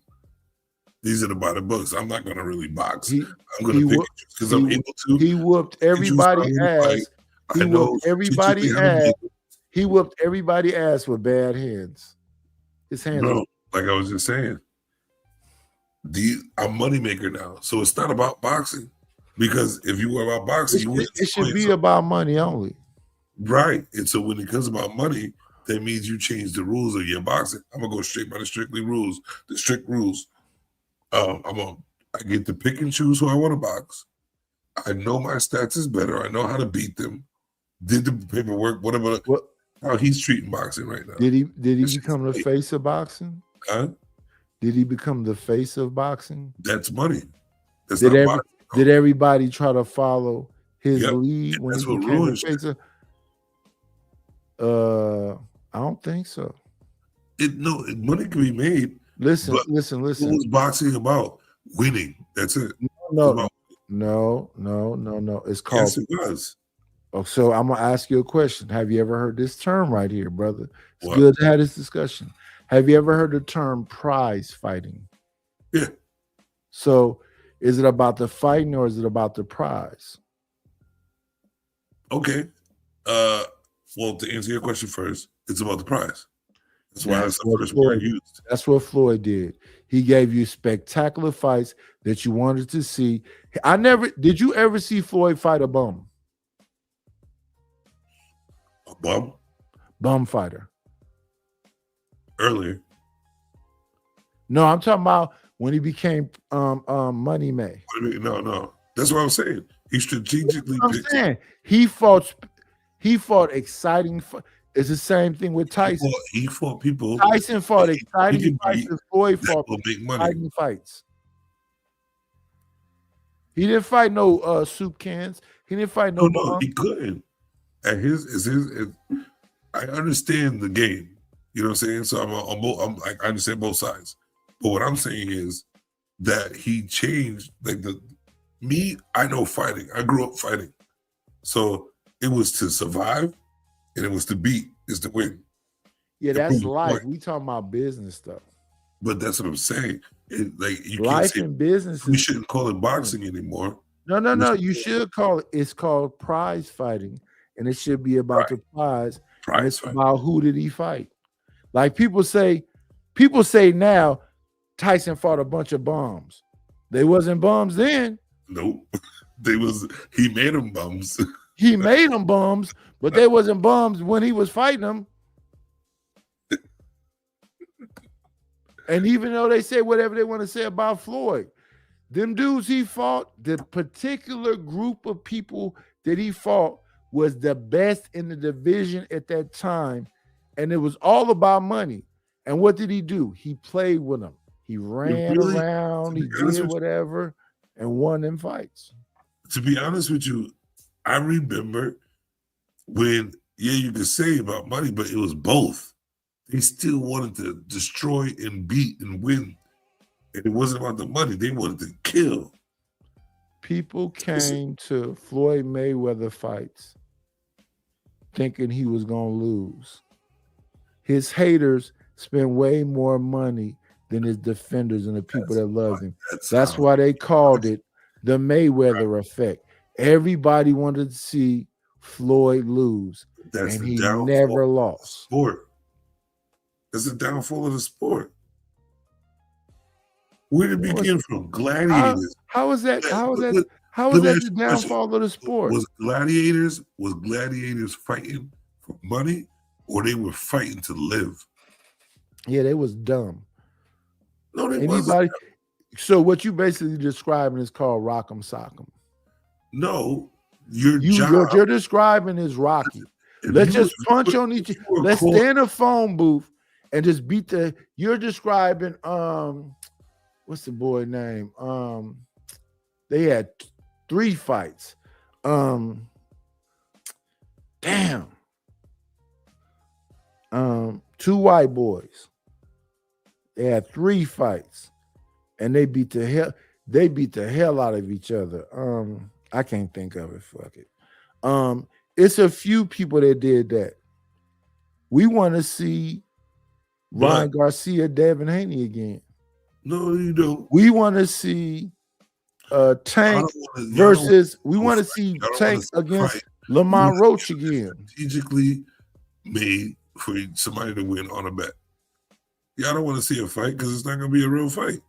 I want to see. You can't even bet on a real fight. I want to see Devin Haney versus what's the dude that do you agree with me? Do you understand what I'm trying to say about how it's not about boxing anymore, because nobody's fighting to win or be the gladiator or to protect their life? They're fighting just for the money. I want to see Tank fight Lamont Roach again. I want to see Lamont Roach fight Pitbull Cruz again. I want to see Devin Haney fight Ryan Garcia again. I want to see Rolly Romero fight Tank again. I want to see fights I thought that was competitive, and now these people should be better fighters fight again. No, I want to see. I You're not want gonna to get those see Keyshawn Davis versus Abdullah. What's his name? I want to see Nightish finish asking me questions about this interview.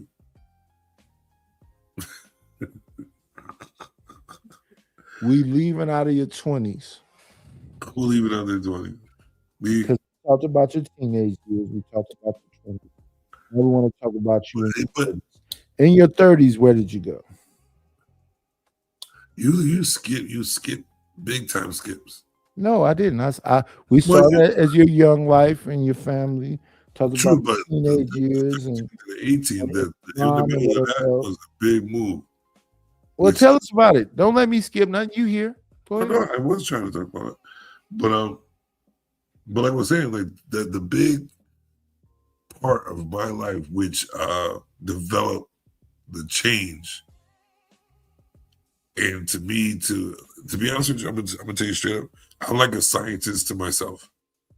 I will put myself through hell. I will put myself under the mud to get out of the mud. I would actually torture myself to see how strong I am. Which, are you ready for the aliens? I've already been ready for them. They said a UFO was over LA the other day. I'm ready for them. I've been ready. I was born ready for that shit. I'm a conspiracy theorist. I'm a believer in why do y'all think y'all are so fucking special where there's no more life besides you? Why is your narcissism that big to say, like, even when I do like research under the ocean, nobody even knows half of the species that are in the ocean. I'm talking about even more than half that they don't know. I agree with you. And people just sit there and act like they know shit. That's what that's also a reason why it's hard to talk to people, because y'all really don't know shit. You don't even love yourself enough to want to know shit. Because if you loved yourself enough, you would want to understand how you even exist, why you do the things that you do. You know what I'm saying? Or even the decisions that you make, the choice that you make, what you're going to accept about your life, or who you really the fuck are. Because everybody wants to be like somebody instead of being like who they are. Nobody wants to understand who they really are. They want to be like somebody. And that's why I keep to myself, because I'm still in the learning process, because all I want to know is who the fuck I am. I didn't come here with you. I came here by myself through some pussy. You running out of time, brother. Who running out of time? How old are you? 44. You running out of time. Our process is making you run out of time. My understanding is that my understanding is that we live to be about 60. My doctor said I should have died a long time ago. And I'm still here like this, nigga. So I want you to get some of them women and do them songs. Get some of what? Get some of them women and do them songs. Trust me. They're there. They're there to get. Because every time they sing like that, I promote them. I keep in contact with them. And I always want to make music with them. I'm just not in the position. That's not what I said. I said I want to see you get some of them women and make them songs. I'm telling you the beginning. I know what you're saying. I'm telling you how it's going to get developed, because I know it's going to happen regardless. That's me talking. You ain't ready. Come on, man. So ask me the real question. What makes me savage? What really makes me savage is growing up knowing to accept all sides of life, and not actually in order to put me first is to understand everybody else. And to understand everybody else, I gotta realize that every situation that I'm in, that I experience, and then realize that Didn't even think about that. My part had some part in that. To be humble, to be accountable. I have to understand that I would never be in a position. How important is that? So if I survive, how important is that? Very important. To be humble from it, and I learned so much from it, makes me an ultimate savage. The ones who have the experience and the knowledge and the capability of trying to critique it and not shun it or push it away. You are a part of evil. You are part of happiness. You are a part of anything that exists. So you have to hold yourself accountable on all parts. You are an evil person. What part do you like the most? What I like the most is that I'm able to control you. What part do you like the most? About me? Yeah. No, about what you just said about evil versus decency, morality, patience, understanding. Which part do you like the most? That no matter what anybody says, you are Waldo. You make your own decision, bro, of who the fuck you really want to be. Nobody. Right. Let's not talk about everybody else. Let's talk about that matters. Because everybody always listens to somebody else except for themselves. So they're always trying to be or listen or take the advice and like follow through with what somebody else feels deep. You're not me. So I can't take you 100%. I can assess your advice in your situation or what I've seen, but at the end of the day, my choice is for myself and what I believe about myself. I don't have to take exactly what you say and make it that point. But I can make my point through whatever I've learned from all y'all motherfuckers and build my own shit.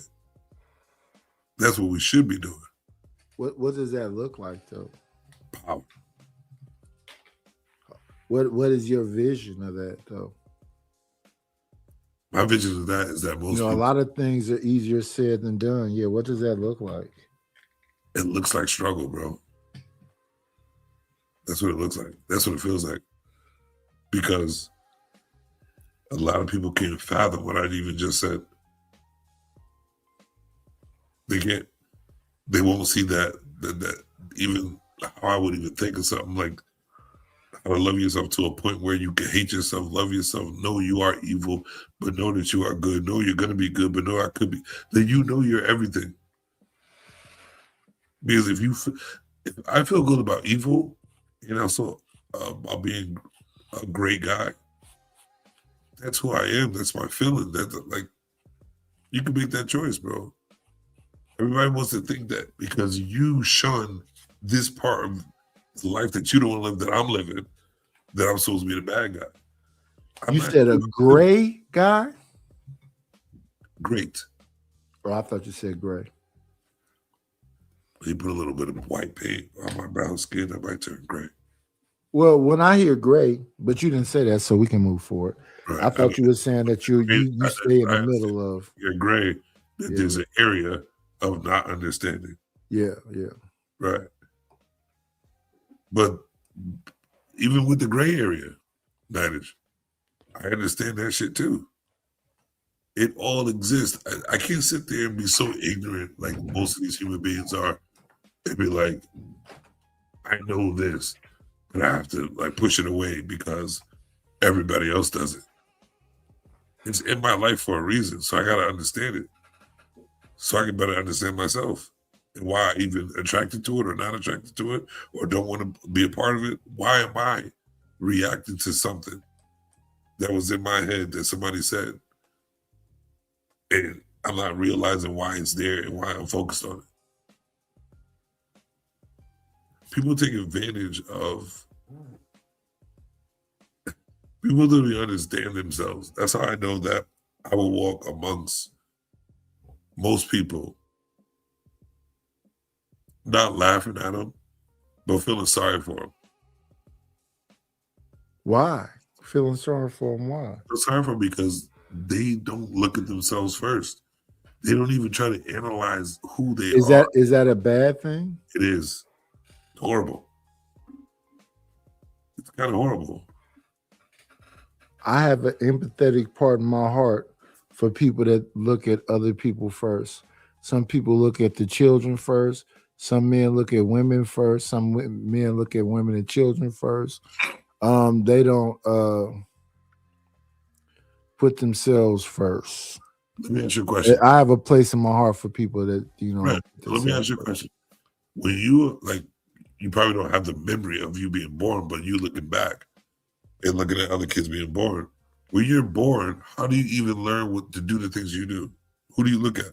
Other people, not yourself. So you when I think about being born, it's very heady. It's very heady. You in your head, in your brain. But it's not understood. We all know that we're in our head, but it don't have to be understood, but I say it's very heady. So when I think about birth, I think that I was in a I like to say it this way. I know it might sound extreme, but I believe I was sitting at the knees of God, and then I was given to the planet through my mother. And then when I got to this planet, the people that I pedestalize a lot of times are women because they are so involved in my life. So before birth, I think I'm sitting at the knees of God. After birth, I believe that a lot of women I would put on the pedestal. Why? What make you believe that about yourself? I believe that's everybody's experience. When you were born, that you were sitting in that when you were born, everything you learned is from. Where do you think you were before you was born? You never thought about it? What? You never thought about where you were before you was born? I think about it every day. Where do you think you were? Where do you think you were? Do you think you were in hell, being tortured? It was pain, it was dark, brimstone and fire? Or was it a beautiful place where you felt peace? I feel that the way I'm going through life. And if before you were born. Before you were born. Let me explain what I'm about to say. So, you know what I mean? The only reason for me to answer this is to go by how I'm feeling about myself in this present day.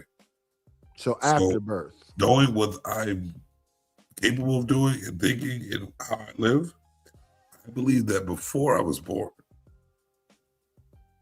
I was a god sitting here to get information. What did that look like? What did it feel like? It feels like you hanging yourself on the cross for a lot of people just to get the bigger part of yourself. Yeah, I never felt that.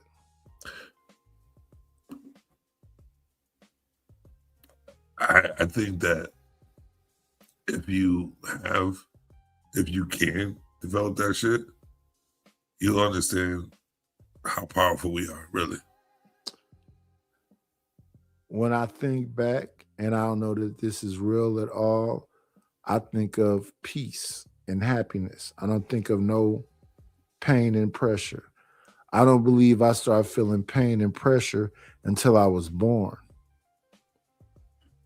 But in my brain, thinking back to a possibility of a time before I was born, there was no pressure, no pain, no negativity.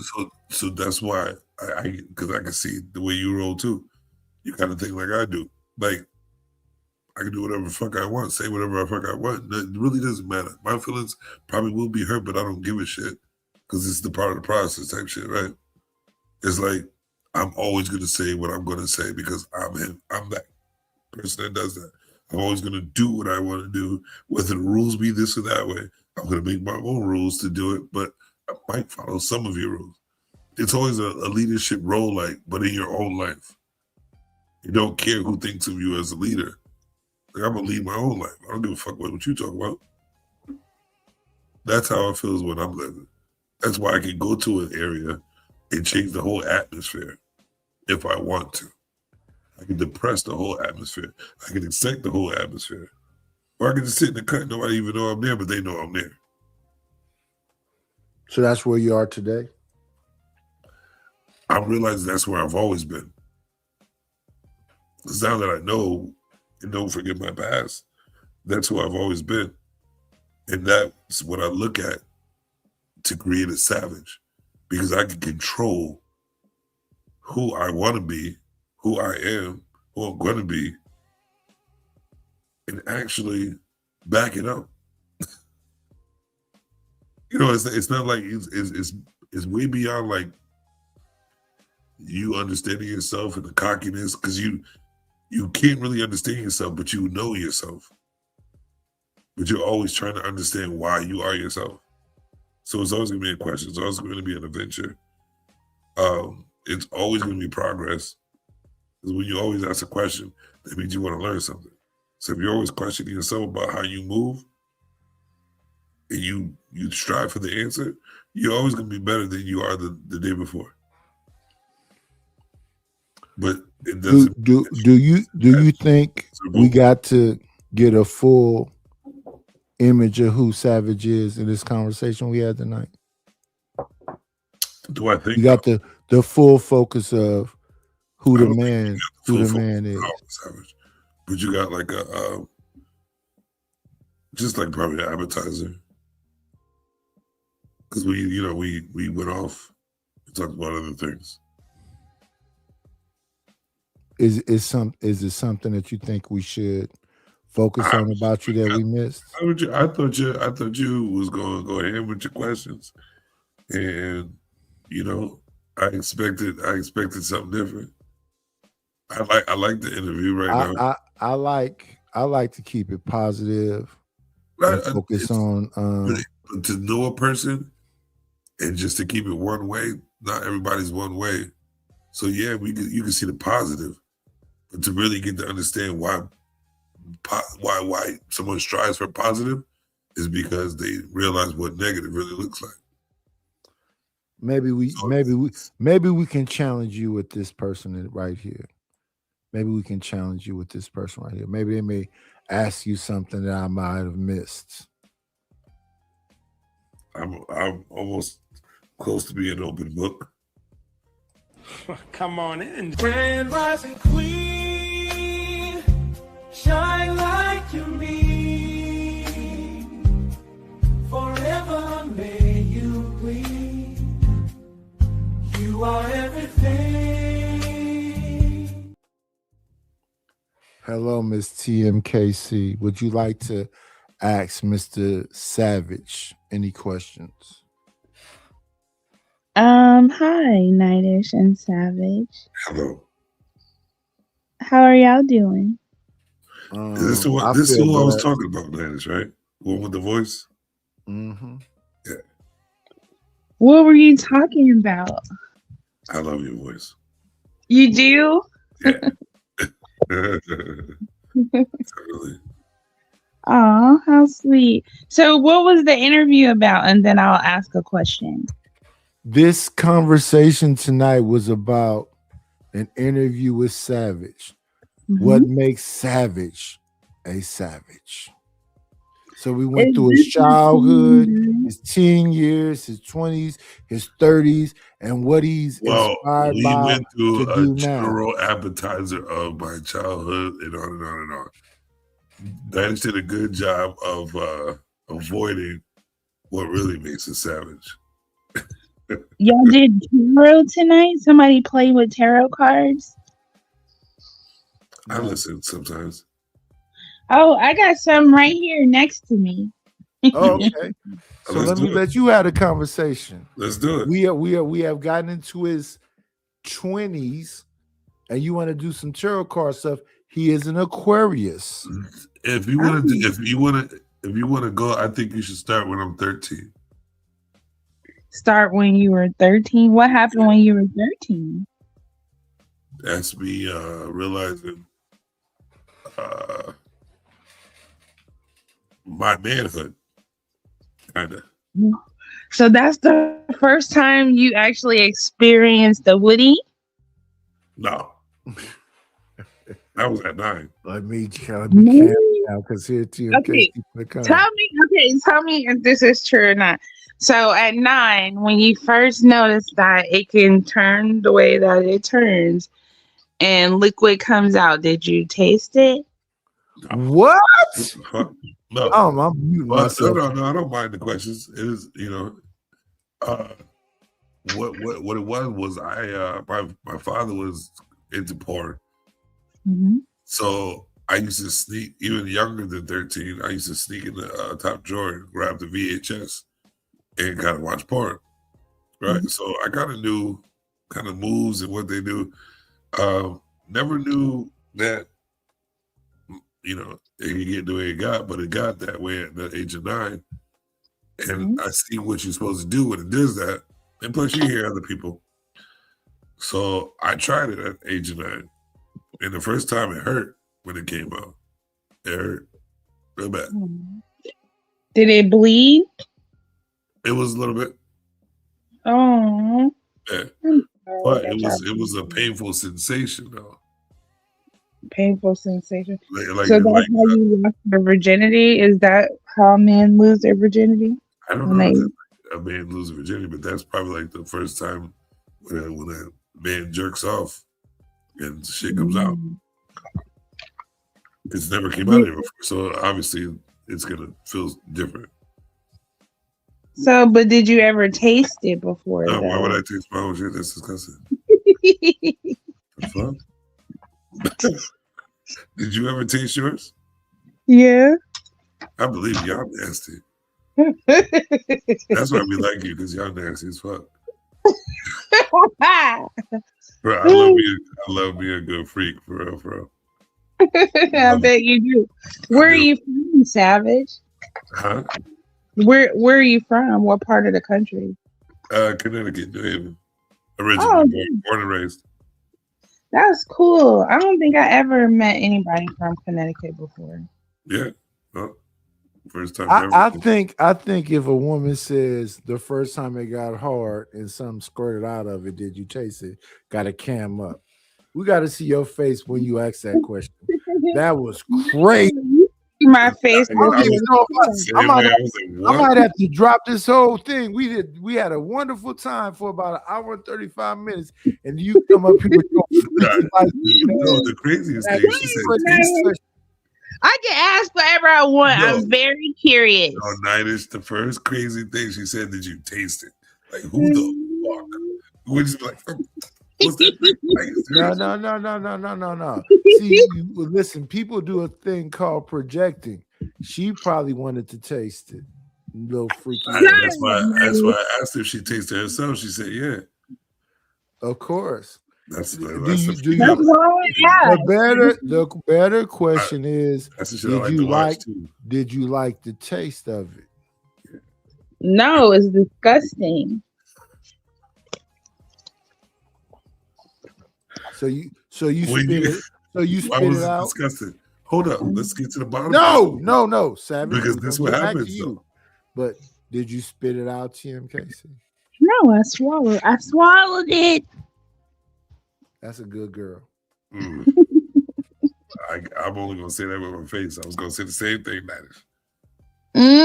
It's a good girl. So how old are you, Savage? I was going to call you Average. 40. I want to hear y'all sing a song together. TMKC and Savage. No, I'm not a good singer. I got a beat for you too. You don't have to. It's more talking than singing. And even with Savage, it's more talking than singing. Trust me, I got it. My singing voice sound like people are beating on cats or something. I'm not about to be singing. No. It's hold more up. talkative. Wait. Let me see something right quick, Savage. Can you say this, not sing this? Can you say this, TMKC? Listen to what I'm saying. Just repeat these words back to me.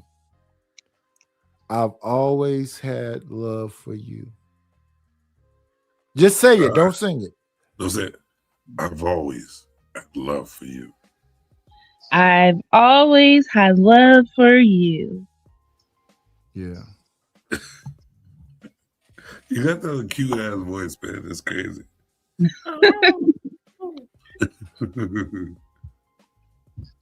Listen, I want to smoke too. Just come on, man. I'm smoking too. Listen. I believe we had a beautiful interview. Maybe it might be a chapter 2. Well, here's the thing. But you know what? thing is, I think we got some very key points. But you got to get a little darker. No, Aquarius, bro. Come on. No. I'm not shy. No. I want my interviews. I'm gonna interview TMKC next. I want my interviews How about you give TMKC 5 minutes to interview me as well? Go ahead. I got it. We here. Hey, Savage. Don't hold back now, yeah? Did you graduate high school? Yes. What year? 2000. In 2000, and you're only 40? 44. Oh, I thought you said 40. Oh, okay. 44. Oh, okay. So back in the 90s, what was your favorite experience that you could only experience in the 90s? I would say a couple of them. I would say in the 90s, I experienced sports and being like praised for sports, being good at it. What sport were you good at? It's honest. I experienced no responsibilities. Mm-hmm. You know what I mean? Barely any. And freedom. And 90s, I experienced being loved. Mm-hmm. Yeah. You can have all of those experiences that you're mentioning now, but I was just talking about like the era of the 90s, like the era, like music. Not even just the music, like your corner stores, things that's changed now. Writing in cursive. Right. Oh, yeah, that's one of my favorites. I love writing in cursive. When hoes was hoes, they was proud to be stay in their place to be a hoe instead of but they were like, I am one. Oh, with it. Nowadays they hide it. Man, we know you a hoe. Cut that shit. Fuck out. You got morals, no, you don't. So before like Too Short and Snoop Dogg and Scarface and all those people came out, was the same hoes by the time these people came out, or? Well, to be honest with you, I didn't know how to pay attention to the song to know that we really talk about hoes. I went through being a handsome athlete that chicks would just express themselves to me. Oh, you didn't tell me what sport you played. What sport did you play? I played basketball, football, track, baseball, gymnastics. You did everything. How tall are you? 6'4". Ooh. Okay, so that's why you were able to play all of those sports. So what was your what was your like position in baseball? MKC, he dark skinned. Oh yeah. You got an advantage over somebody like Nightish. A lot of people. Dark skin is a lot of advantage. Yep, a lot of advantage. Until I did you ever feel any hatred? Oh my goodness, I didn't know a light skin dude could pack. Wait, what did you? Huh? Did I experience a lot of hatred? No. Did you experience self-hatred? Self-hatred. Like your skin color, you loved your skin color. Oh yeah. I love myself. So you love being chocolate. Now what? In the 90s or early 2000s, did you ever have an issue with your identity to where you were putting chemicals on your hair or anything? Well, okay. So I grew up with. Did you dye your hair? No. So I grew up with 2 sisters and a mother. So obviously, they're gonna do some dumb shit. So That's when they had the S Were you curl. blonde headed? Was Hold you up, red hold up. headed? Was That's you... when they was permanent hairs and S curling hairs. So I was forced, really, to experience those situations, getting the S curl and the perms and shit. And I thought it was natural because people was doing shit to their hair. I always wanted braids, but I didn't have the patience to grow my hair out. So when it did grow, they put like the S curl shit and perm it so they could be able to braid it before it gets too long. I don't know. I always wanted braids, but I was in the era of the S curl and the Jerry curl and shit like that. I never had the Jerry curl though. I had one. Oh my God, mine never hung. I was really upset because I grew up with like a really big head. I always called it like an ice cream cone with 2 scoops. Yeah, bubble head. Big ass head. You always saying no and not sure. No, I didn't do the shakes. Shut up, boy.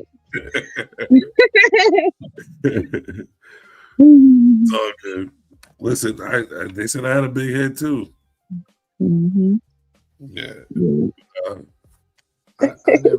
I never heard nobody say nothing negative about my head, the shape of my head, or nothing. But I never said that. Shout out to y'all Yeah, people had to go negative. through that. I hope the best for y'all that y'all had to go through that suffering and whatever that was. Like we didn't have no control over the way we look. Like when I was growing up, I was called Tweety Bird with a big head and a bird chest. So they left you alone. The boys didn't mess with you. You was like, No, that made them mess with me more. Oh my God. Right, freaky ass niggas. So that's a bad whatever you saying because they were still on you. Yeah, they were still on. Like it was so bad. Like at school, when I ride the school bus, I caught a boy underneath my seat trying to look under my skirt. Bless your heart. What kind of ornery were you, Savage? Huh? What kind of ornery were you? Did you have like all girlfriends that you objectified, or was most of your friends the people on whatever sports team you were on? That man clearly objectified women. What do you mean by that? I don't know him. I mean, you just fucked their bodies. You didn't really get to. You was just fucking their bodies. You know, a lot of times, dude be fucking women, and women be making love to them. Hey, Savage, you were having sex in middle school? Absolutely wrong. Savage, you were having sex in middle school? Oh yeah. Oh shit. I lost my virginity at 13. Was you fucking them or making love to them? So let's see if this motherfucker lie now. Let's. We had a good interview this whole time. Let's see if he's gonna be honest. I'm trying to put myself back in the day. I didn't know whether it was fucking or making love. To be honest with you, I know it was penetration. So, and you said you was 12. That's called fucking them. I'm sorry. Making love to them is that you care about them coming. But okay, you care about them feeling good. I can also care about them coming back. I can also go to that part because I was raised to be with one person. You know what I mean? And be like the romantic type and all that shit. But when you got to the 12th person, did you still believe in that? And you were still young when you got to the 12th person, right? Honestly, don't suck on your teeth. See, this is where you said get dark. Let's get dark. You was on the 12th person. Honestly, I was going back and forth with it. I knew how to make who to care about when I was doing it. New Edition had a song. Yes. New Edition had a song called "I'm Leaving You Again," and I thought I'd tell you when. That's not me. I know how you must feel, but that wasn't this time love's for real. You got to try and understand. I'm under popular demand. No. What's up to you, Casey? What's up?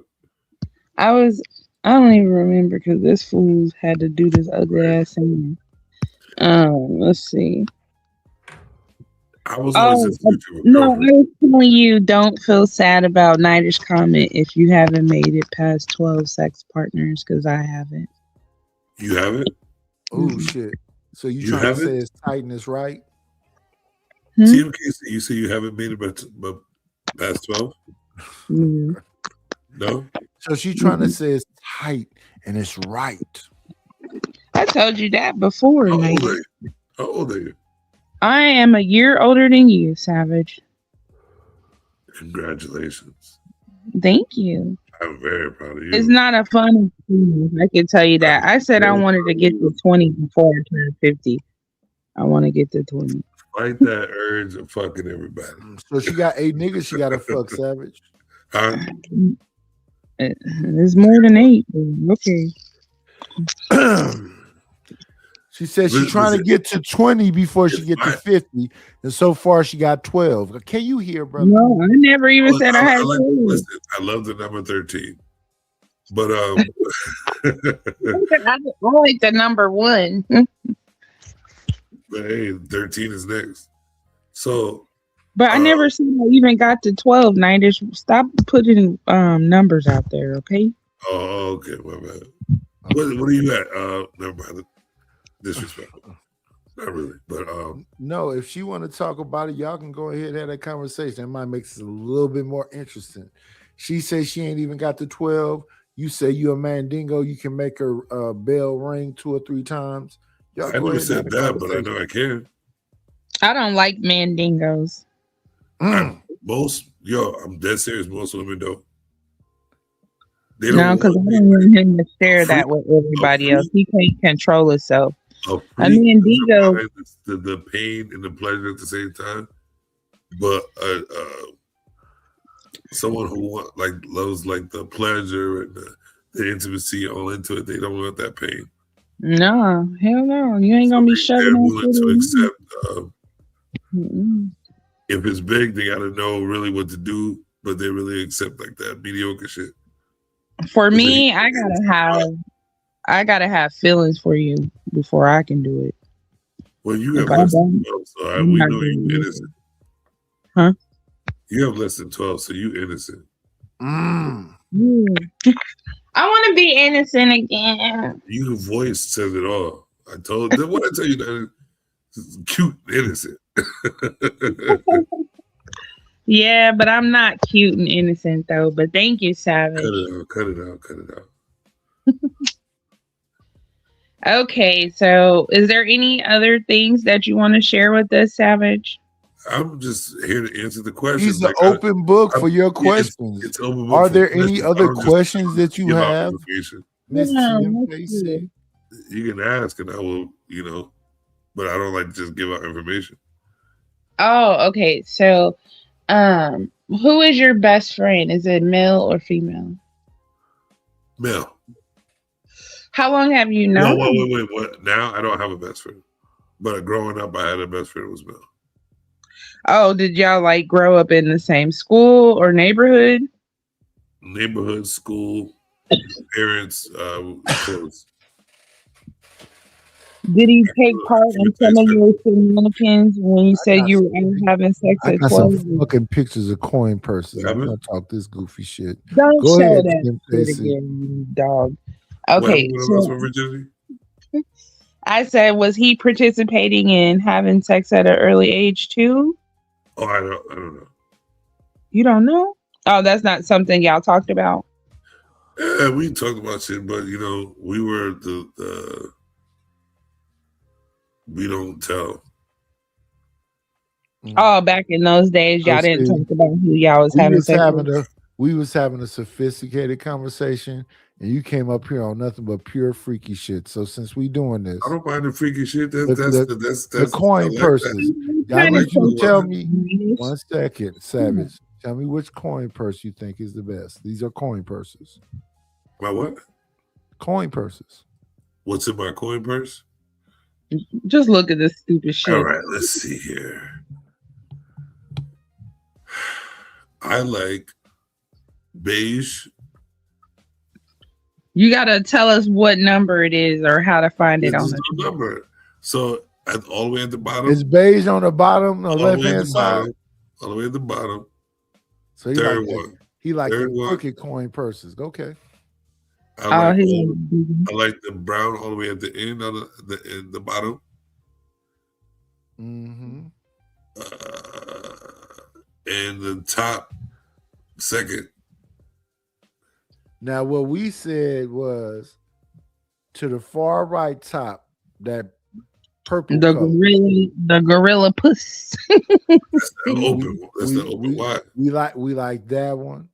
What we said was the second to the bottom, kind of purplish also. What Second we to the bottom? said, That's second not bad. to the bottom, Most on of the them left, most on of the them right are not hand bad. side, next to the right hand side, the kind of purplish color. We Most said of them that are one. not bad, bro. And then the one right above it. Yeah, most of them are not bad. They can all get it. Mine, do you remember which one I said mine was? No, I don't remember. Oh, please tell me.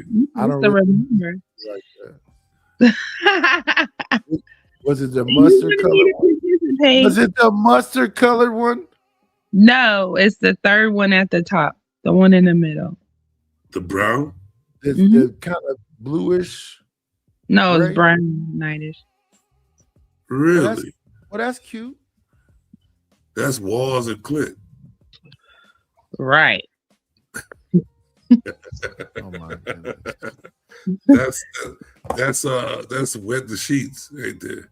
Yep, it sure is. Yeah. Oh, that's that.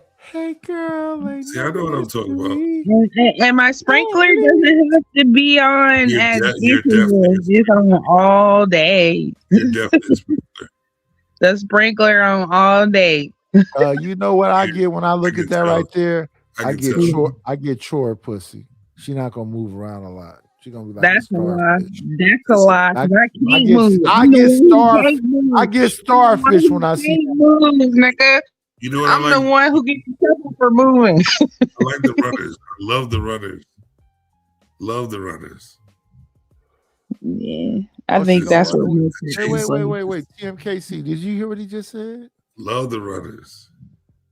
I said I think that's what makes it look ugly because it don't look like everybody else. You gonna be running? She be running. No, I'm not. I'm not. If I'm not romantically attracted to him, yes. He said he loved the runners, and that he gonna hit that bottom. I thought he said runners like on a boat. Runners as in when you get in it, they like trying to run because either it's too much for you. That's gonna be you. The last guy that I've been with, which is since October, he runs all the time. Woo! She said she gonna make you run, savage. There's no such thing. That's why I said I get in trouble when I move. I can't be doing that. Like I said, there's no such thing. He be mad because it be over. We cannot do missionary whatsoever. I think because I don't know. Right. You already know that he's, yeah. I don't even got to talk about it. I told Nightish that the time when I was really mad at him that he made me get on top and I didn't want to because that's not something I like to do. But I was like, I never had to do that before. I'm the type that really kind of just like to get fucked for real. But yeah, you ain't. See, that means he ain't doing it right. Because to be honest with you, if most of the females that like to lay back and get fucked have never gotten the freak brought out of them. Because if you got no. If you got fucked right, you would want to do those things. Just to experience every part of how that dick is going to get in you. I did. He knows what he's doing. Am I right or wrong? He didn't make it past the song when I experienced it with him, so it upset me. So I started crying, and he ran away. He ran away. I was so mad, savage. Oh my God. Savage. He didn't make it past the song. The song's like 2 minutes now. That's fucked up. He's like, I'm uncomfortable. And then he just started hurrying up, getting his clothes on, and he ran out the house. Oh man, I was mad for You like made him over feel that one. uncomfortable. Huh? You made him feel bad. He knew he fucked up. But he the one who made me do it, and I was about to come too. That's what made it worse. Like, You know what? That is a hit and miss a lot. It's a lot. man, Because I just liked it. Wait, y'all. It's an audience out here. What's a hit and miss? What do you mean? You said that's a hit and miss. Yeah, because you know what? At the time, like No, what's a hit and miss? when a female is saying that I'm about to come, when most of the time, not most of the time, but like when guys hear that shit, it makes them come. So Yeah, like, and that's exactly what I right, said. and that's when the hit and miss. Oh, it feels so good. I'm about to come, and then he did. And they yell, and then they get so excited that you said that. Yeah, that they end up coming. I'm gonna call Cap. No, you could call it Cap. I'm gonna say she full. I'm gonna say you full of shit, nigga. I'm gonna say you full of shit, nigga. But you said that right, but the ones who we can ask that has that experience is a female. So am I right, Team? What did you say, nigga? Am I right or wrong, Team Casey? You're right, Savage. I said close them doors. Ushers, close the doors.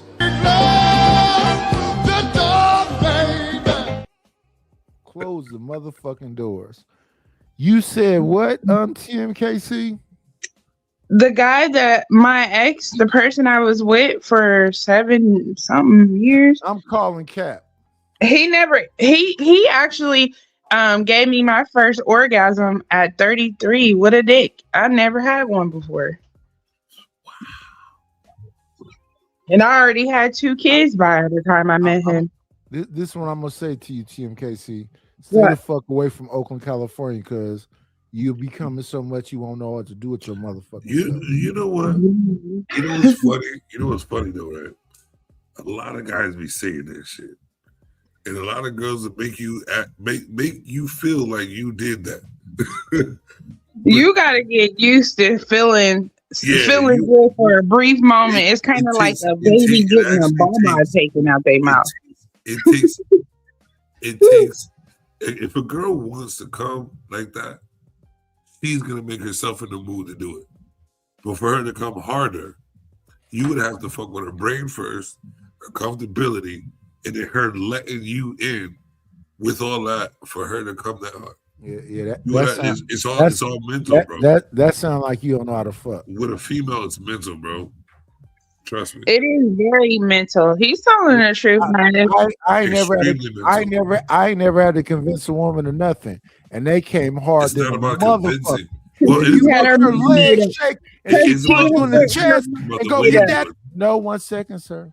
If you make her leg shake and she punch you in the chest and go get that hot towel and come wipe that motherfucker off and clean it like it's a majestic piece of gold or something, how many you times can't tell me. But you can't tell you TMKC up here bullshitting. No. He ain't made nobody do nothing. But that's not a consistent thing from a man. You're not gonna make a female do that all the time. 9 times out of 10, you're not giving her. Wait. 9 times out of 10. 1 second. Let's have a conversation. You don't have to make her come like that a whole lot of times. Nobody said a whole lot of times. We're just trying to get to the first one. I'm gonna say it again because I live this life. You don't have to make her come like that a whole lot of times. You only got to do it like 3 or 4 times. You only got to do it 3 or 4 times because they're gonna chase it. They're gonna chase that. Listen. TMKC, never had 1 second, TMKC. I'll let you talk in a second, but you don't know who the fuck I am. You old nigga. God damn you. How dare you come up here and say pussy is that complicated? No, it's not. It is to a person that don't know how to. You gotta learn, bro. You gotta be you gotta be an observer. Goodness. You gotta be a listener. Goodness. Let me ask you this then. You gotta feel. So you said you want to hear the hard questions. Yeah, give me the hard questions. Let me ask you this then. Have you ever ate some ass? Hell yeah. And they just run off and left you? Well, no. Nobody ever runs off and leaves me. Okay, so then what are we talking about? Yeah, what are you talking about?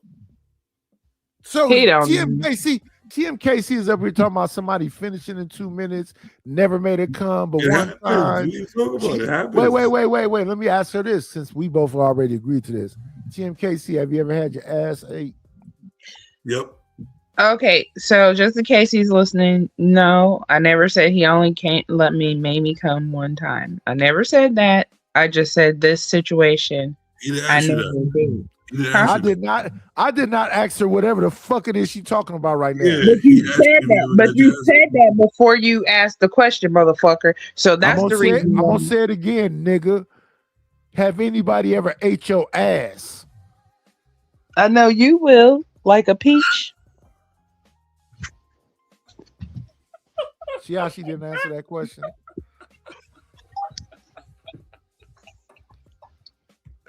I fucking love her, yo. See how she didn't answer that question? Yo, She didn't answer shit. that's so fucking hilarious. I know you will, nigga. Well, I've done it before. That's not a big That's deal. not Listen, Savage. I like chitlins. One second. I like chitlins with Crystal hot sauce. So you eat I like ass. I eat hog head cheese. I ate a pig from the rooter to the tutor. I'm not a Muslim. You eat ass, all that. It ain't if you clean it properly. Rooter or cooter. So you know what? I was actually And after I TMKC, after I do it, you know what I'm gonna do? What? Try to kiss you on the mouth. I'll kiss you back, nasty motherfucker. It's my body.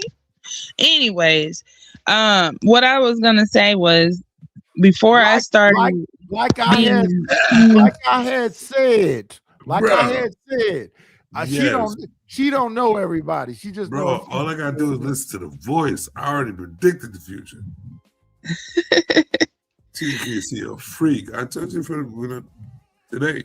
When we first got up here, I knew you. All you gotta do, eat that ass, mush your face up against the wall, and be aggressive. This is how you do it. This is how you know. Wait, shut up. You know what I'm shut doing? Up. Okay, I'm leaving. Shut up. When I put your face up against the wall, I'm gonna be talking in your ear. You like that dick, don't you? Say that to the pussy, nigga. That's what I was gonna say, motherfucker. Don't talk in my ear, because that's gonna get on my nerves. Talk to the pussy. Facts. Talking that shit. Why you fucking nibbling that shit mine, right? That's what you gotta do. Do whatever you gotta do. Bro. The fuck? I run that shit. I run all that shit. I don't care. Talk that shit now. When it's time for me to do what I gotta do, you just be ready to comply and do what the fuck I tell you to do. I don't know what her situation ready is, for a response. but you know when I look at them when I'm talking that shit and their eyes be rolling the back of their head and they be breathing sporadically and telling me, wait a minute. Nobody, you say you gonna, wait, TMKC, you say you gonna make me do what? You can don't laugh. You gonna make me do what? You're gonna eat it up like it's mealtime, nigga. Bite you on your shoulder and be all up in you while you just don't know what the fuck is going on. You gonna think you in a maze. My goodness, where are we going? On the child. I love to hear these women come on panels and lie like this. Okay, keep playing, because I already told you how I act. But you know what's crazy though? Here's the thing. What you need to do though, Ninish, is no matter if it's a lie or not, that talk is what they telling you to do, regardless. Right. And they never did it, do they, Savage? If they just got it a little bit, they will be able to do well. Even if they shy about receiving Savage, it. I'm gonna be honest with you. They talk like that in the beginning. But once we in No. the throes of passion, they shut the fuck up and just moan and get No. ready to get that hot towel to get See, that's what I was Like saying. this That's why I said that That's why you TMKC. gotta be like her best friend. Hold on. That's why I said TMKC is probably like approved, I don't even right? talk to people. so Because I'm she damn said she sure don't not- like to be on top. I don't even talk to people, so I'm damn sure not your best friend. Listen, The fuck she said you she don't talking like to about? be on top. Who? TMKC. She a liar. No, she probably not. She ain't had the I freak really brought don't. on. It's She don't like- uncomfortable when Listen, you gotta look down at the person's no, face. no. You have babies out of there. There ain't no uncomfort. It's about how to get that open and lubed through your mind.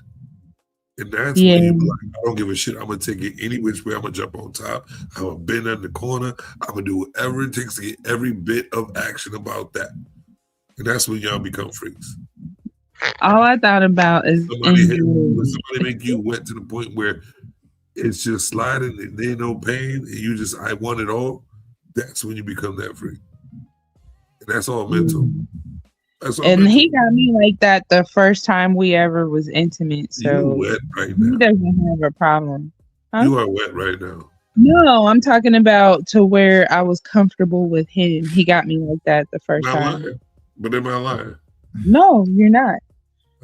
I know. That's when the things are way different with him. Smell your Yeah, pheromones through the digital previous. screen. I can smell the pheromones through the digital screen. You know what? I just don't like the guys that run because the ones that run, they really hurt you. Oh my god. Run. How does that look? She lying again. She lying. Is she lying? No, I'm not. Listen, here's the thing. You chose that You person that sit you know up you here can and dominate. decided to have a fucking discussion with this liar. Ain't that nigga ran from shit. But that's why I Okay, told you. I just told you That's why he I told you did. It doesn't tell me he did again. It She's hurts. a beginner. She's scared to have somebody turn her into a freak, but she's waiting and she wants that. No, she already a She freak. wants to be comfortable to be like, No, I'm she's taking already a all the freak. weight. She's already comfortable. Bro, She's I can ready to hear go. it in her voice. No, Cut it out. no. Okay. Don't believe me. Team KC. Hmm? Horse's mouth. Am I right or wrong? Hopefully, I don't have any more guys that I Team got to KC. Team KC. Am I Yes. right or am I wrong? Well, The he question is, he- let me help you understand when he said, is he right or is he wrong? Are you already a freak or are you waiting for somebody to turn you out? Am I right or am I wrong? It already happened. And am I right or am I wrong about what I said? She said it already happened. She already. I know, but am I right or am I wrong? Midas is right and you are wrong. Okay. I'm wrong about how you get the freak brought out of you. You made it seem like I've never had it before. No, And no, Midas no, I didn't know if you had it or not. And here's the thing, Savage. She haven't really been turned out. That's what I'm saying, bro. Yes, I have. When So your I'm not legs, wrong when at you're all. standing up from doggy style and your legs start having spasms and you can't move, oh no. If you can say you don't like being As on I top, just said moments ago, Savage. if you can she say you ain't don't really like being been- on top, she then ain't you never really haven't really been- experienced your she whole ain't never really freakiness. been turned out.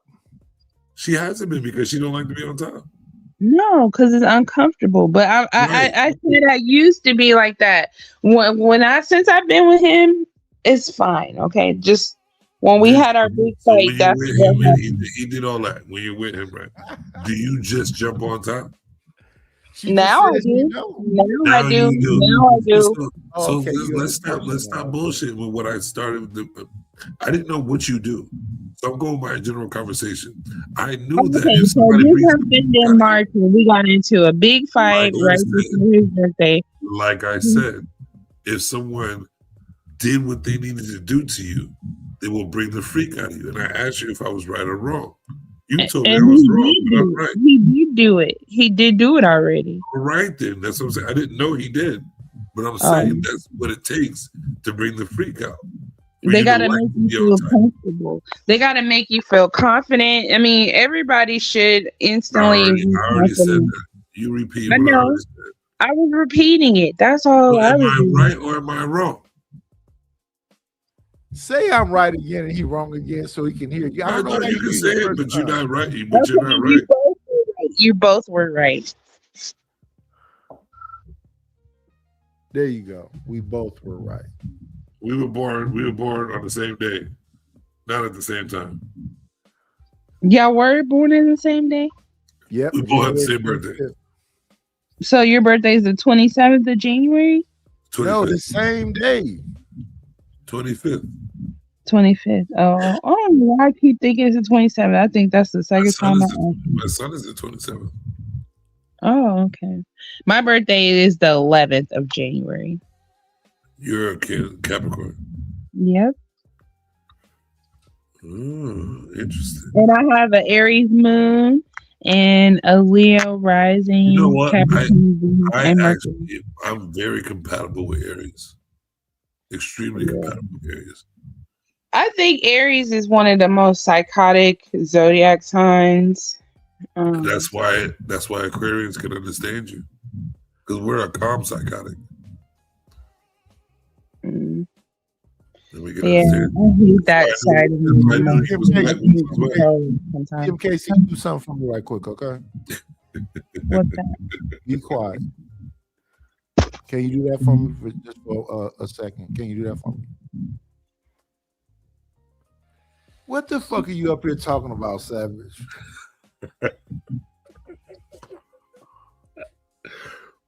What do you mean? Explain yourself. You said she already somewhere and she don't this and blah blah. How do you know that? By just listening to her voice. This is how much I'm in tune with people. All I gotta do is ask questions, hear her voice, hear her comfortability. Are you still in the black woman? When I said she was wet, didn't she say she are was? She should be. But are you into black women? Yes, I'm into all types of women. Dark skin, light skin, what? Light skin mostly. Yeah.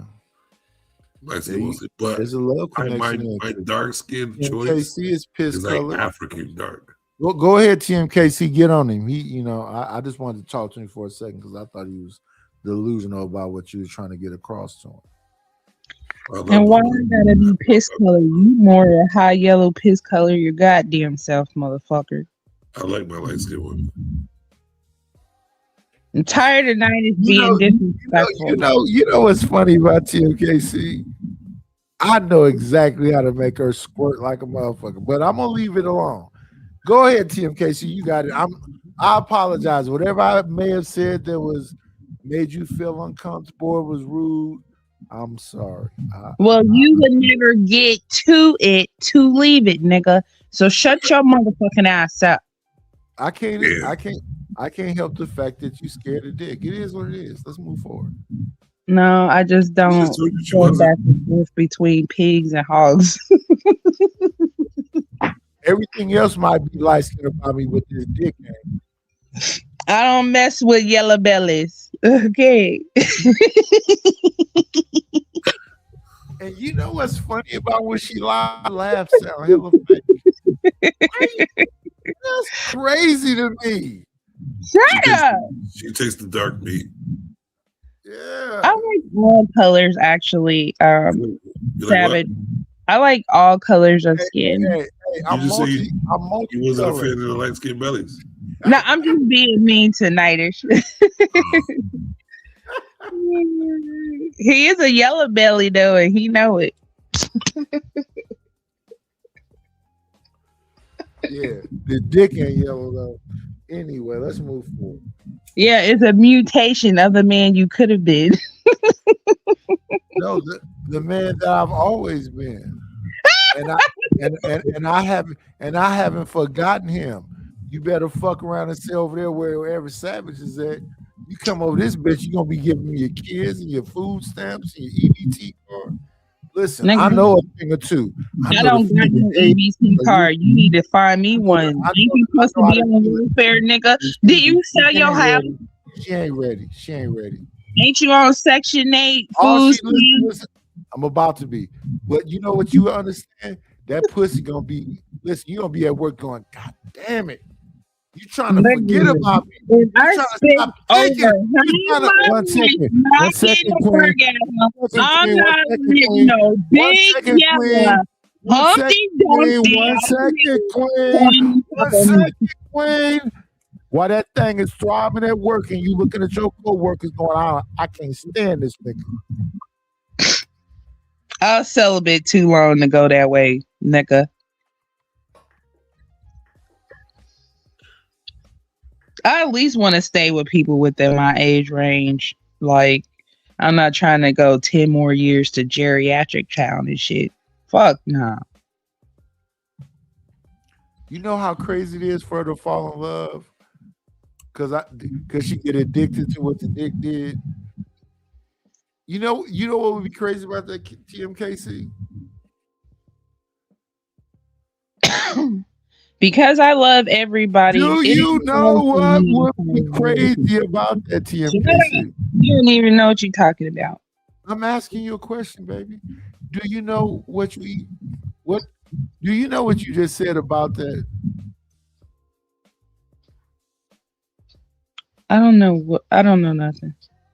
I said just moments ago, I know how to put this dick on you to make you be at that elderly home with them 60-year-olds where I'm living at, assisted living. That's where you about to be living, nigga. Yeah, that's what I'm saying. You said you keep messing with an old cat, you fuck around and find out you don't know what you're capable of doing. Savage, this nigga gonna be drinking thickener within 90 days. Listen, Savage. Right now, I'm smoking a blunt in a raw wrap. I'm drinking wine and I'm taking shots of tequila. I'm doing the same. I just gotta go to the room and smoke the blunt because I can't do that. Listen, hey, shut up, woman. If I went to her house tonight with no weed, no tequila, no wine. I'll tell you the difference, right? He said he's gonna do all the fucking where you don't want to come back or something like that. The new generation, or not new, but my generation, what I've learned in my journeys is to at least once or twice. Wait. You Make said your you body, drinking too. make your body. This little Latino woman. Make your body. You got a shot to yours anymore. Can we take a shot together for a Happy Father's Day? You got water. I got to. No, it's not water. But at least once or twice in the experience to make your body feel like it's not even yours anymore. That's what keeps you always at arm's length to do it. You know what? How you know that a man has power over you when you feel like one of his ghouls. When he got you doing baby talk and shit. And what I just said. That is what you just said? Yep. Oh, okay. But you just said it in a different way. I said once you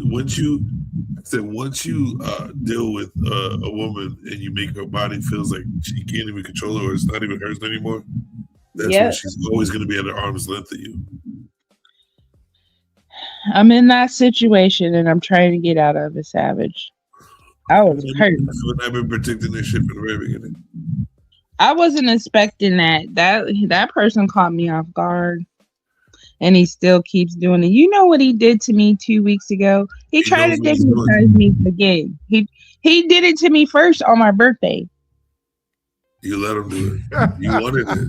What are you talking about? You love that. She said he tried to digmatize her again. What you think that you don't want, you are in love with because you love that toxic dick. Man, I don't want to be in a toxic relationship, and that's all that it is. That's why you're still in one. No, I just want to keep getting that feeling like a junkie. That's all. And that's what a toxic relationship is. I know, but I'm gonna stay out of the rest of it. I've been so confused lately. Stop trying to change what it is. You know I'm right. No, I'm just saying I just been confused a lot lately. I've been trying to It's easy like to confuse. It's easy to be confused when you get in orgasm after orgasm and things you're not really that you don't get on a daily basis. so Dopamine. you tricked That me. dopamine. When you get that dopamine, it's hard to resist that. And then he's so much fun too. That just See, there you go. Make you laugh. Have a I good know time when you with that do person. nothing and we be having And so then much you get fun. good dick on the same time. You Yeah. can't get rid of that. No. I used to be that dude. That's what I want to marry, nigga. I want to wake up to dick in my hand. Right. Like, nah. And those are always guys like me that aren't willing to deal with it. Y'all are demons. You're a demon. You're a demon just like the rest of them. So I thought you was a good guy. No. I'm very honest because to be honest with you, y'all do corruption. Here's the thing: we know what we are, and that makes you a demon. Y'all know what we are as well. It's just you build a scenario in your head because you love so much part of us. But that does not stop you from being a demon. It's not a demon because if it was a demon, right, and you love being attracted to those type of guys, that makes you a demon as well, right? No, we get attracted. How are you exempt from what you really want?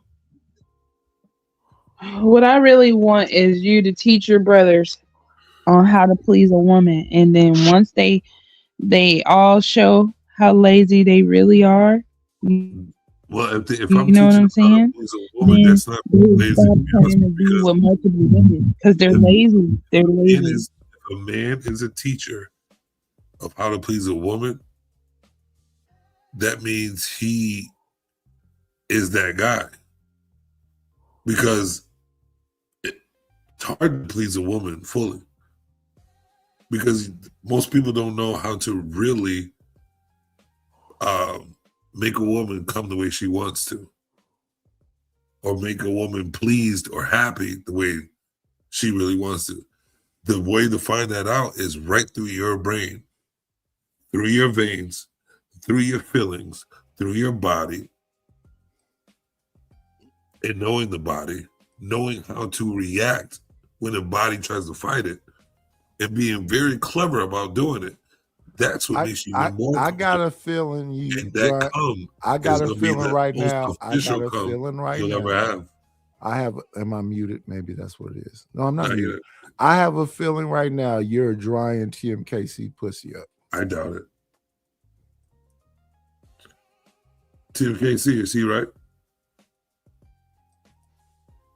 You can't hear me?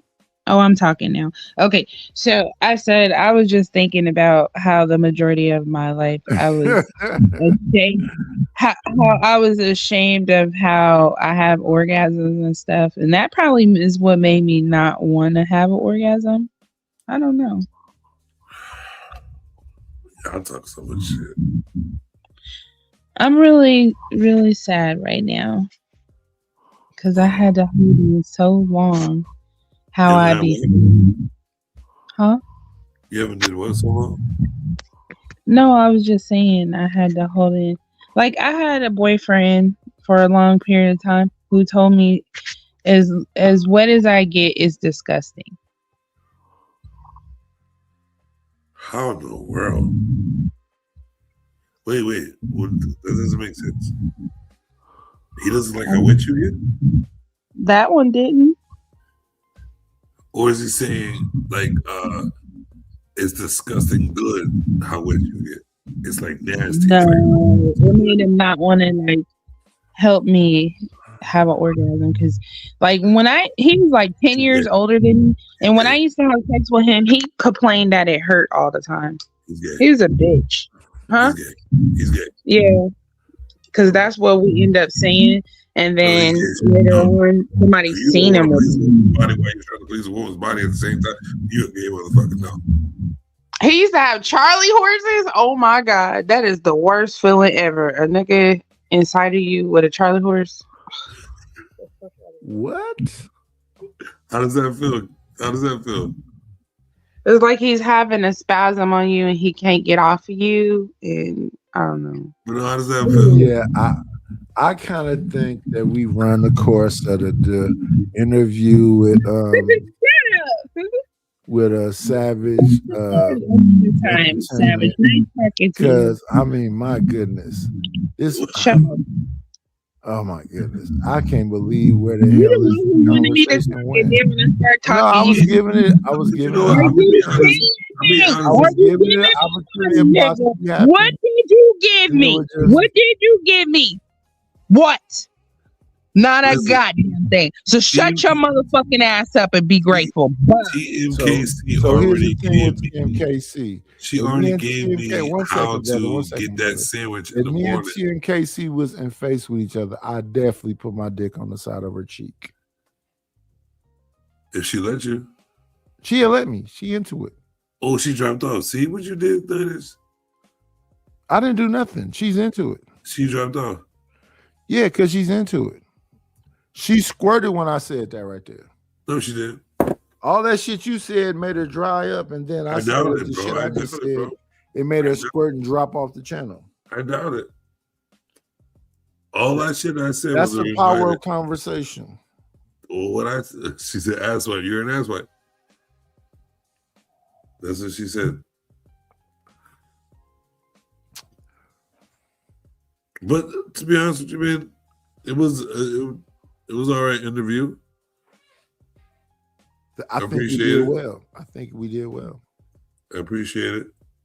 I expected what I was what I thought was going to happen was you was going to go ahead with the questions, which I was looking forward to. Nah. But I appreciate I appreciate it. Because everything else, if it's important, you'll let it be known. I'm more so about the innocent young person that grew up into the adult, and you know how they felt about it. As this question, with the questions you asked and how the interview went, can you really say that you know why I call myself a savage? No. That's what I'm saying. What I got from the interview is that I get to know you better. Okay. I get that. From the question that I asked, it tells me more about you as an individual.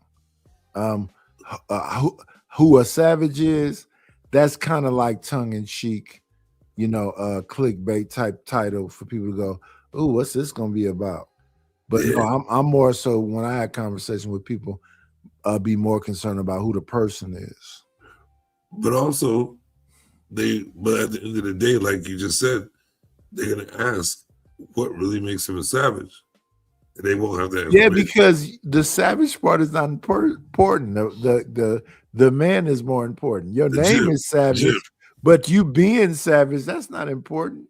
I don't think I think you're a loving, caring person that still think like you thought when you was young. You wanted to defend people. You wanted to be the superhero. I know what that's like. So, I mean, you may not have thought a lot about. Why would I use the word savage? But the question that I asked were impactful, serious question. When people look back at it, they'll see, oh, now he's not trying to clown. He really trying to understand what's going on with the brother. How he grew up, what his relationship was like with his mom and his sisters, what his relationship was like with his dad, his uncles, and whatever else, who was impactful people in his life. I talked about those things. I think we talked about them really well. We talked about them, but let's look at the definition of savage. Why would a person that you think that teddy bear, this and that, all good, why would he even use that word savage? He could use something else besides savage. Why would he even call himself savage? If he was that great or that No. Bears are savage. Huh? Bears are savage. Animals are savage. Yes, that's regular for them. Yeah. But the question portrayed me as a human.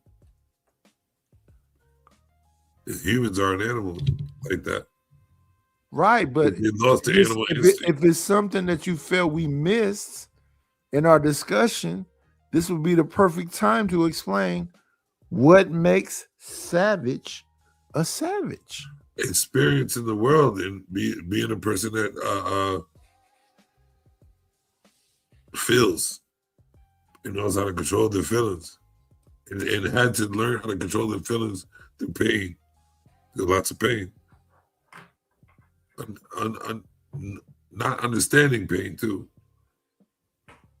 You know what? I want to be honest with you, Savage, and no disrespect. Somebody said they saw a UFO over LA the other day. I believe it.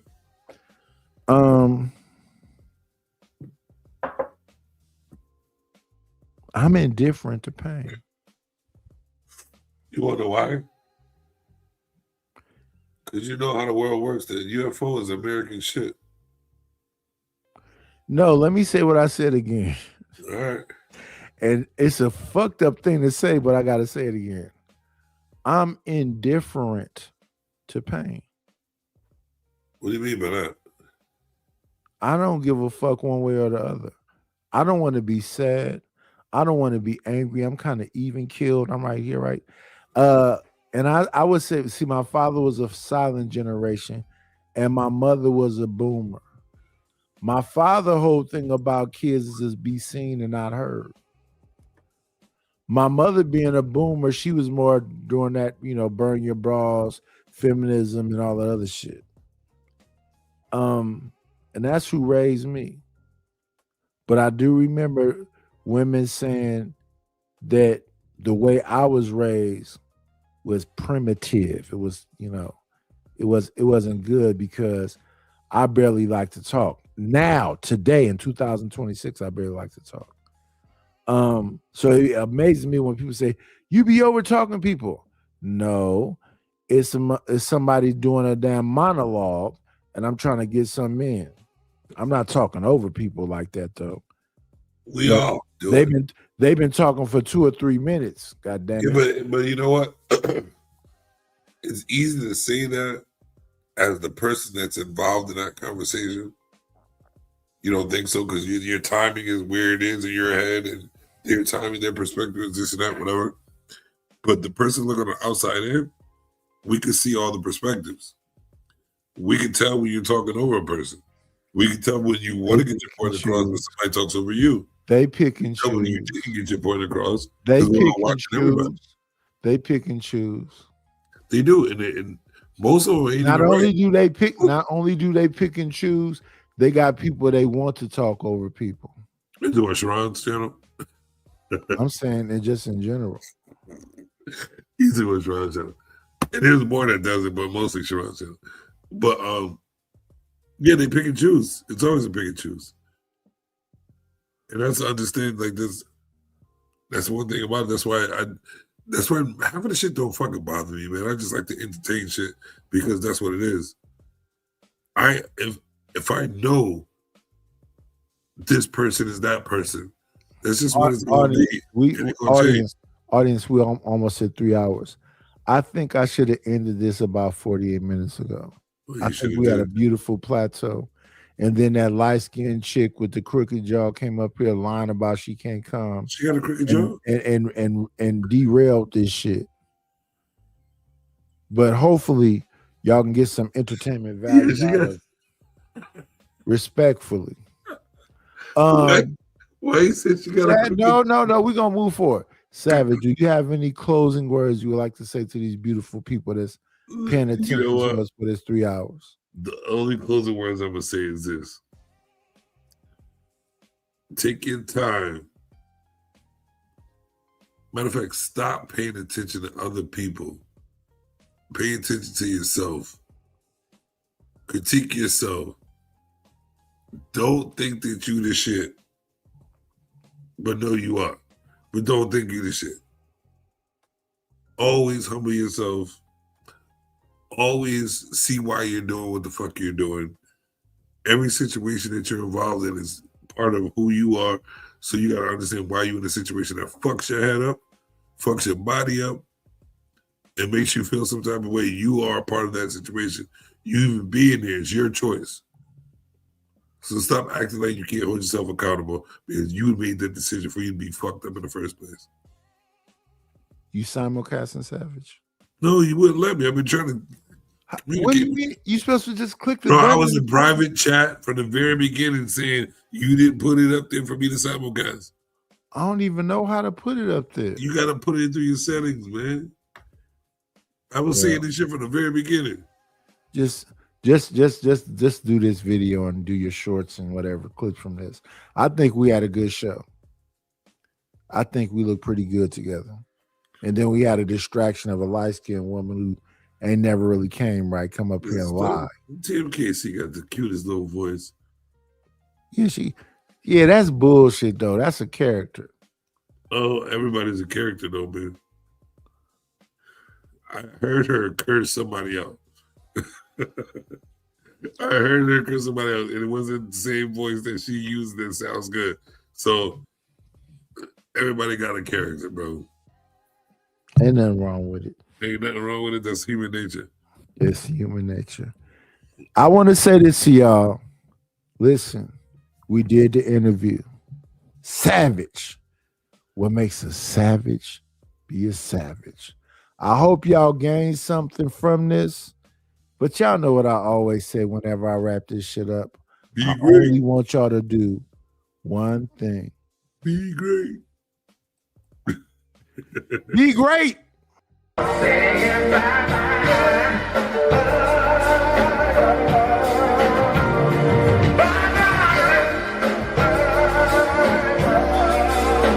We'll shut this motherfucker down.